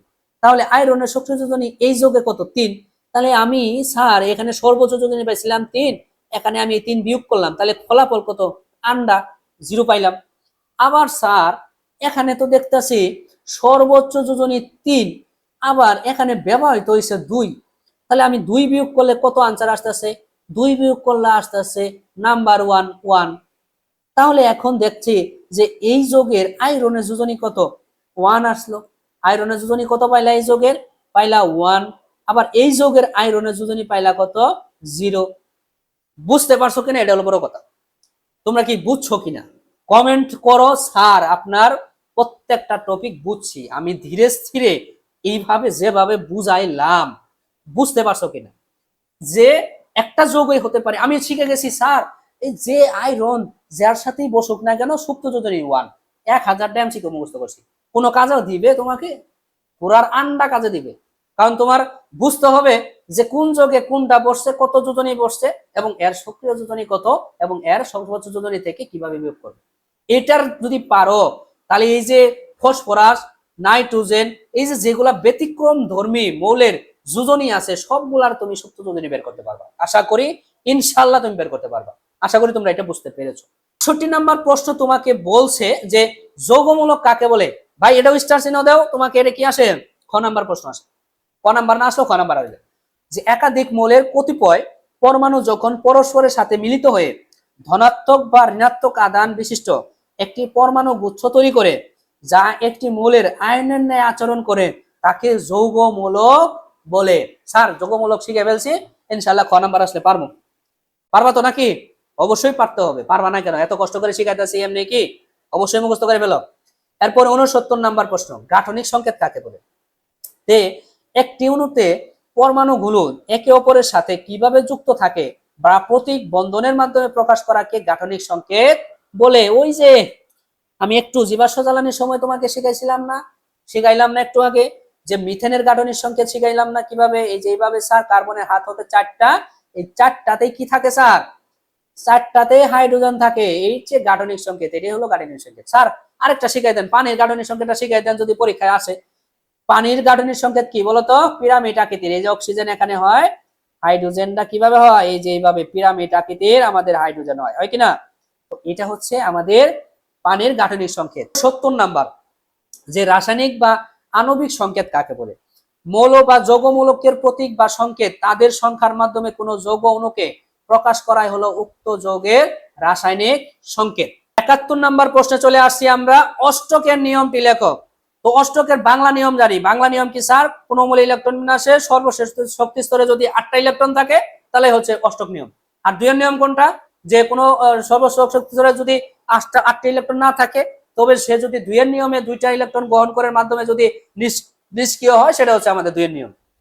তো এই দুইটা প্রশ্ন থেকে কিন্তু প্রশ্ন থাকে ভাই, একটু মনোযোগ সহকারে দেখো। বিভিন্ন মৌলের পরমাণু সমূহ নিজেদের মধ্যে ইলেকট্রনের আদান প্রদান কিংবা শেয়ারের মাধ্যমে পরমাণু সমূহের শেষ শক্তি স্তরে 8টি ইলেকট্রন বিন্যাস লাভ করাকে অষ্টক নিয়ম বলে। দুইয়ের নিয়ম কাকে বলে তাহলে স্যার, দুইয়ের নিয়মটি হলো বিভিন্ন মৌলের পরমাণু সমূহ নিজেদের মধ্যে ইলেকট্রন আদান প্রদান এবং শেয়ারের মাধ্যমে পরমাণু সমূহের সর্বশেষ শক্তি স্তরে এক বা একাধিক জোড়া ইলেকট্রনের বিন্যাস লাভ করাকে দুইয়ের নিয়ম বলে। আয়ন কাকে বলে স্যার, আয়ন হচ্ছে রাসায়নিক বিক্রিয়ার সময় যেসব পরমাণু বা পরমাণু গুচ্ছ এক বা একাধিক ইলেকট্রন গ্রহণ বা বর্জনের মাধ্যমে ঋণাত্মক বা ধনাত্মক চার্জ যুক্ত হয় তাকে আয়ন বলে। যেমন এই যে আমি বলছিলাম না, হাইড্রোজেন ধনাত্মক আয়ন, অক্সিজেন ঋণাত্মক আয়ন, ক্যালসিয়াম ধনাত্মক আয়ন, এগুলাই হচ্ছে আয়ন। স্যার কিভাবে বুঝবো, এই যে যতগুলা সে ত্যাগ করতেছে, যতগুলা গ্রহণ করতেছে, অক্সিজেন যে 2টা ইলেকট্রন দিলেও এটাই হচ্ছে কি আয়ন। তো বুঝতে পারছো যে একটা রাসায়নিক বিক্রিয়া যখন হবে তখন যে সময় যেসব পরমাণু বা পরমাণু গুচ্ছ এক বা একাধিক ইলেকট্রন গ্রহণ বা বর্জনের মাধ্যমে ঋণাত্মক বা ধনাত্মক আদান চার্জযুক্ত হয়, চার্জগ্রস্ত হয়, তাকে আয়ন বলে। এরপরে ৭৪ নাম্বার প্রশ্ন হচ্ছে ক্যাটায়ন কাকে বলে। ক্যাটায়ন হচ্ছে ধনাত্মক আদানযুক্ত পরমাণু বা যৌগমূলককে ক্যাটায়ন বলে। এখন স্যার এই আসতে পারে না, দেখো তো এখান থেকে এমসিকিউ, অ্যানায়ন এবং ক্যাটায়ন কি আসতে পারে কিনা। ক্যাটায়ন কাকে বলে, ধনাত্মক আদানযুক্ত। তাহলে এই যে ধনাত্মক, দেখো ক্যালসিয়াম কি ধনাত্মক বলছি কিনা বলো তো, আমি কি ক্যালসিয়াম ধনাত্মকের কথা বলছি, ক্যালসিয়াম 2টা ইলেকট্রন ত্যাগ করে, তাহলে এটা কি, এটা হচ্ছে ক্যাটায়ন, এটা ক্যাটায়ন। তো তোমাকে যদি অপশনে বলে নিচের কোনটি ক্যাটায়ন, তো এখানে দিল ক্যালসিয়াম 2+, এরপরে দেখা যাচ্ছে অক্সিজেন -2, ক্লোরিন -1, হ্যাঁ, এরপরে দেখা যাচ্ছে ক্লোরিন মাইনাস দিছে। বলো ক, এটা ক মনে করো, এটা খ, এটা ঘ, এটা ঘ মনে করো, সঠিক কোনটা বলো, কোনটা সঠিক হবে? সঠিক হবে 100% শিওর স্যার, সঠিক হচ্ছে ক। কেন, কেমনে পাইলা স্যার, আপনি তো শিখাইলেন যে যারা ত্যাগ করবে তারা হচ্ছে ক্যাটায়ন, যাদের মাথার উপরে কি থাকবে, প্লাস থাকবে, তারা হচ্ছে ক্যাটায়ন। তাহলে এটি হচ্ছে কি আমাদের ক্যাটায়ন। এখন আসি অ্যানায়ন কোনটা। অ্যানায়ন হচ্ছে যে ক্যাটায়ন ছাড়া যা আছে সব অ্যানায়ন, ক্যাটায়ন ছাড়া যা আছে সব অ্যানায়ন, মানে নেগেটিভ মানে ঋণাত্মক যুক্ত যেগুলো আয়ন আছে সব হচ্ছে কি অ্যানায়ন। বুঝতে পারছো কিনা বলো, বুঝতে পারছো কিনা বলো? যে ধনাত্মক আধানযুক্ত পরমাণুকে যৌগমূলককে ক্যাটায়ন বলে। আচ্ছা যৌগমূলক বলছে, কিন্তু যৌগমূলক কিন্তু আলাদা আছে। কি কোনটা যৌগমূলক? এই যে ও এইচ একটা যৌগমূলক আছে কিনা, আছে। কার্বনেট একটা যৌগমূলক -2 আছে কিনা, এগুলা হচ্ছে কি যৌগমূলক। এগুলা যেগুলা দেখবা ধনাত্মক সেগুলা হচ্ছে কি আমাদের ক্যাটায়ন, আর যেগুলা দেখবা ঋণাত্মক সেগুলা হবে অ্যানায়ন। দেখো 75 নাম্বার প্রশ্ন কি তোমাকে বলছে কিনা বলো অ্যানায়ন কি? উত্তর হবে ঋণাত্মক আধানযুক্ত পরমাণু বা যৌগমূলককে অ্যানায়ন বলে। কি বলে? অ্যানায়ন বলে। 76 নাম্বার প্রশ্ন, নিউল্যান্ডের অষ্টক সূত্র বিবৃতি করো। যে উত্তর বলছে মৌলসমূহের তাদের পারমাণবিক ভরের ক্রম অনুসারে সাজালে দেখা যায় যে কোনো প্রথম মৌল থেকে শুরু করে অষ্টম মৌলে ভৌত ও রাসায়নিক ধর্মের পুনরাবৃত্তি ঘটে। এরপরে 77 নাম্বার প্রশ্ন তোমাকে বলছে আইইউপ্যাক এর ফুল মিনিং কি? আইইউপ্যাক কি? আইইউপ্যাক ফুল মিনিং হচ্ছে international union of pure and applied chemistry. এর সংক্ষিপ্ত রূপ হলো আইইউপ্যাক। এখানে আইইউপ্যাক হবে, টাইপিং মিস্টেক হয়ে গেছে, ক্ষমা দৃষ্টিতে দেখবা। এর অর্থ হলো আন্তর্জাতিক রসায়ন ও ফলিত সংস্থা। তোমাকে এমসিকিউ আসতে পারে আইইউপ্যাক এর ফুল মিনিং কি, অথবা আসতে পারে আন্তর্জাতিক রসায়ন ও ফলিত সংস্থা কি, রসায়ন সংস্থার নাম কি? উত্তর হবে আইইউপ্যাক। এবং এটাও বলতে পারে আইইউপ্যাক কি, নিচে বলতে পারে আন্তর্জাতিক রসায়ন ও ফলিত রসায়ন সংস্থা। এই যে জ্ঞানমূলকের মধ্যে থেকে একটা প্রশ্ন থেকে 3টা প্রশ্ন হয়ে যাচ্ছে। বুঝতে পারছো? প্রত্যেকটা প্রশ্ন থেকে কয়টা করে এমসিকিউ শিখতেছো একটা চিন্তা করো। জ্ঞানমূলকও শিখবো, এমসিকিউ খতম করে ফেলাবো এই অধ্যায়ে। দেখো যে 78 নাম্বার প্রশ্ন, সংশোধিত মেন্ডেলিফের পর্যায় সূত্রটি লেখো। মেন্ডেলিফ কিন্তু প্রথমে একটা দিছিল, একটা সূত্র দেওয়ার পরে পরে বুঝতে পারছে যে না এটা ঠিক হয় না, আর একটু সংযোজন করা দরকার। পরে মেন্ডেলিফ কি করছিল, আরেকটা সূত্র দিয়েছিল। সেই সূত্রটা কি? মৌলসমূহের ভৌত রাসায়নিক ধর্মাবলী তাদের পারমাণবিক সংখ্যা অনুযায়ী পর্যায়ক্রমে আবর্তিত হয়। কি বলছে? ভৌত রাসায়নিক ধর্মাবলী তাদের পারমাণবিক সংখ্যা অনুযায়ী পর্যায়ক্রমে আবর্তিত হয়। এটা করতে গেলে আবার এই পারমাণবিক মডেলের মধ্যে যাইতে হবে। থাকগা, এটা আমি পরে কোনো এক সময় পাইলে তোমাদের বোঝানোর চেষ্টা করবো, না হলে ইন্টারমিডিয়েট উঠো, ইন্টারমিডিয়েটে পড়াবো। এখন দেখো পর্যায় সারণীতে একই পর্যায়যুক্ত মৌলসমূহের পারমাণবিক সংখ্যা বৃদ্ধির সাথে সাথে তাদের যে সকল ধর্ম ধারাবাহিকভাবে পরিবর্তিত হয় সেই ধর্মসমূহকে মৌলের পর্যায়বৃত্ত ধর্ম বলে। এখন কি হবে ধর্ম করে? ধর্ম বলতে কি? ইলেকট্রন আদান প্রদান, এর সক্রিয়তা, এর যে গ্রহণ করার ক্ষমতা, এই ত্যাগ করার ক্ষমতা, এগুলাকে বোঝাচ্ছে। দেখো উপধাতু কাকে বলে? স্যার ধাতু শিখলাম, অধাতু শিখছি, কিন্তু উপধাতু কি? ওই যে ধাতু আর অধাতু বাদ দিয়ে যা থাকবে, ধাতু আর অধাতু বাদ দিয়ে যা থাকবে সেগুলা হচ্ছে কি অপধাতু। উপধাতু সেগুলা হচ্ছে অপধাতু বা উপধাতু। যেমন উত্তর, যে সকল মৌল কোনো সময় ধাতুর মতো, কোনো সময় আবার ধাতুর মতো, আবার কোন সময় অধাতুর মতো আচরণ করে তাদেরকে অর্ধধাতু বলে বা উপধাতু বলে বা অপধাতু বলে। এরপরে 81 নাম্বার আয়নীকরণ শক্তি, খুব ইম্পর্টেন্ট। গ্যাসীয় অবস্থায় কোন মৌলের এক মৌল গ্যাসীয় পরমাণু থেকে এক মৌল ইলেকট্রন অপসারণ করে এক মৌল ধনাত্মক আয়নে পরিণত করতে যে শক্তির প্রয়োজন হয় তাকে ওই মৌলের আয়নীকরণ শক্তি বলে। 82 নাম্বার প্রশ্ন, ইলেকট্রন আসক্তি কি?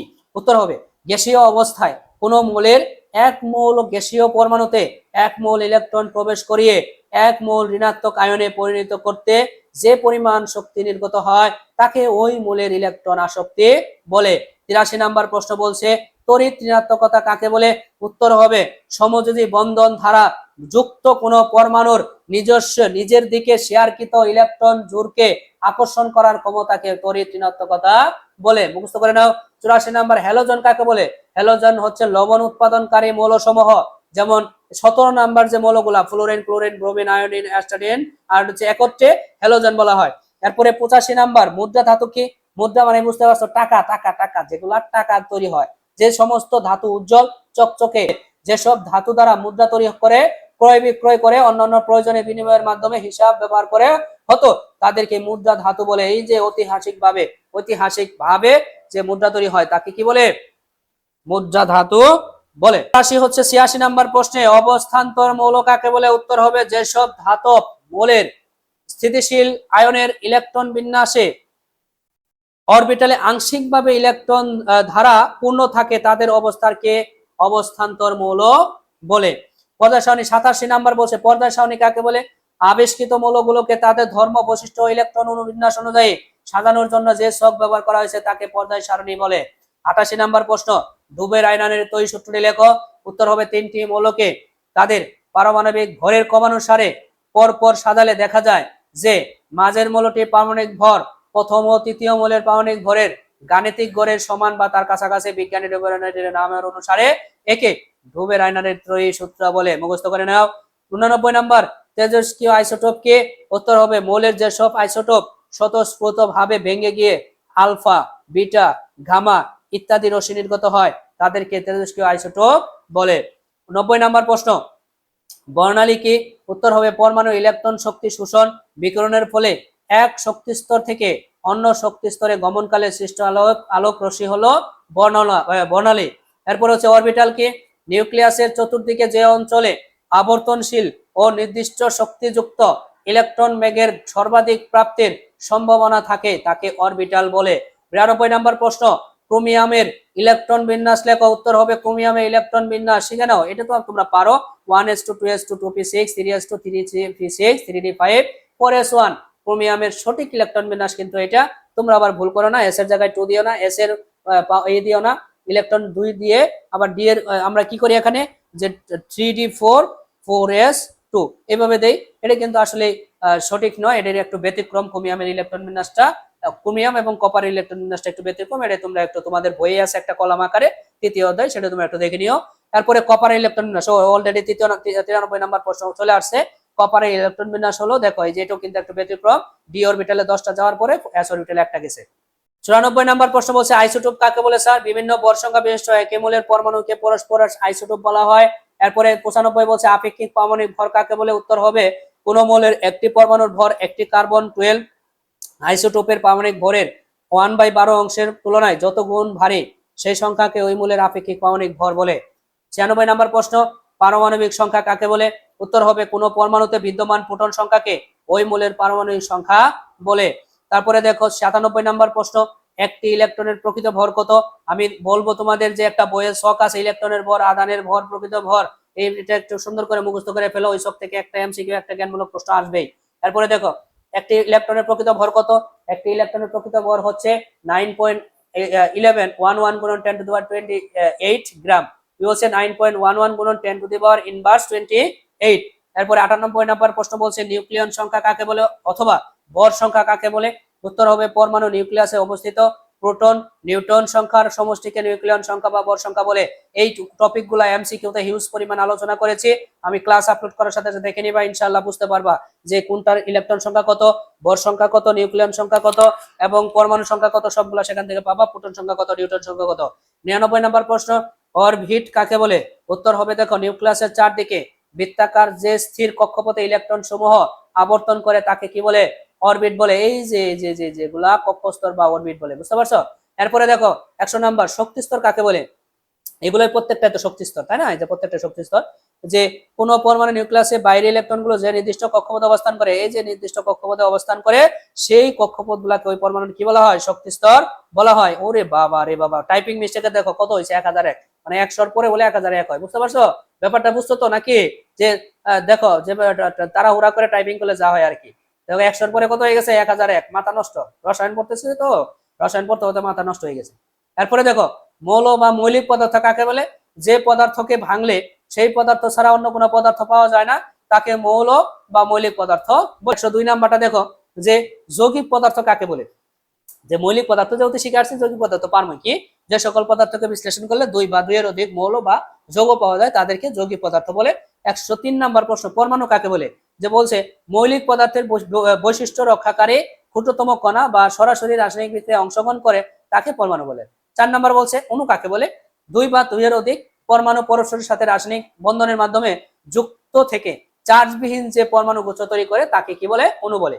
প্রতীক কাকে বলে? উত্তর দেখো 5 নাম্বার 105। প্রতীক কাকে বলে? আসে কিন্তু পরীক্ষায়, যে কোন মৌলের পূর্ণ নামের সংক্ষিপ্ত প্রকাশকে কি বলা হয়? প্রতীক বলা হয়। এরপরে দেখো সংকেত, যে 106 নাম্বার, মৌল বা যৌগমূলকের প্রতীক ও তাদের সংখ্যার মাধ্যমে কোন যৌগকে প্রকাশ করাই হলো উক্ত যৌগের রাসায়নিক সংকেত। প্রিয় শিক্ষার্থী বন্ধুরা, এই ছিল তোমাদের 106টা এসকিউ এর জ্ঞানমূলক যে ম্যারাথন ক্লাস। আল্লাহ হাফেজ।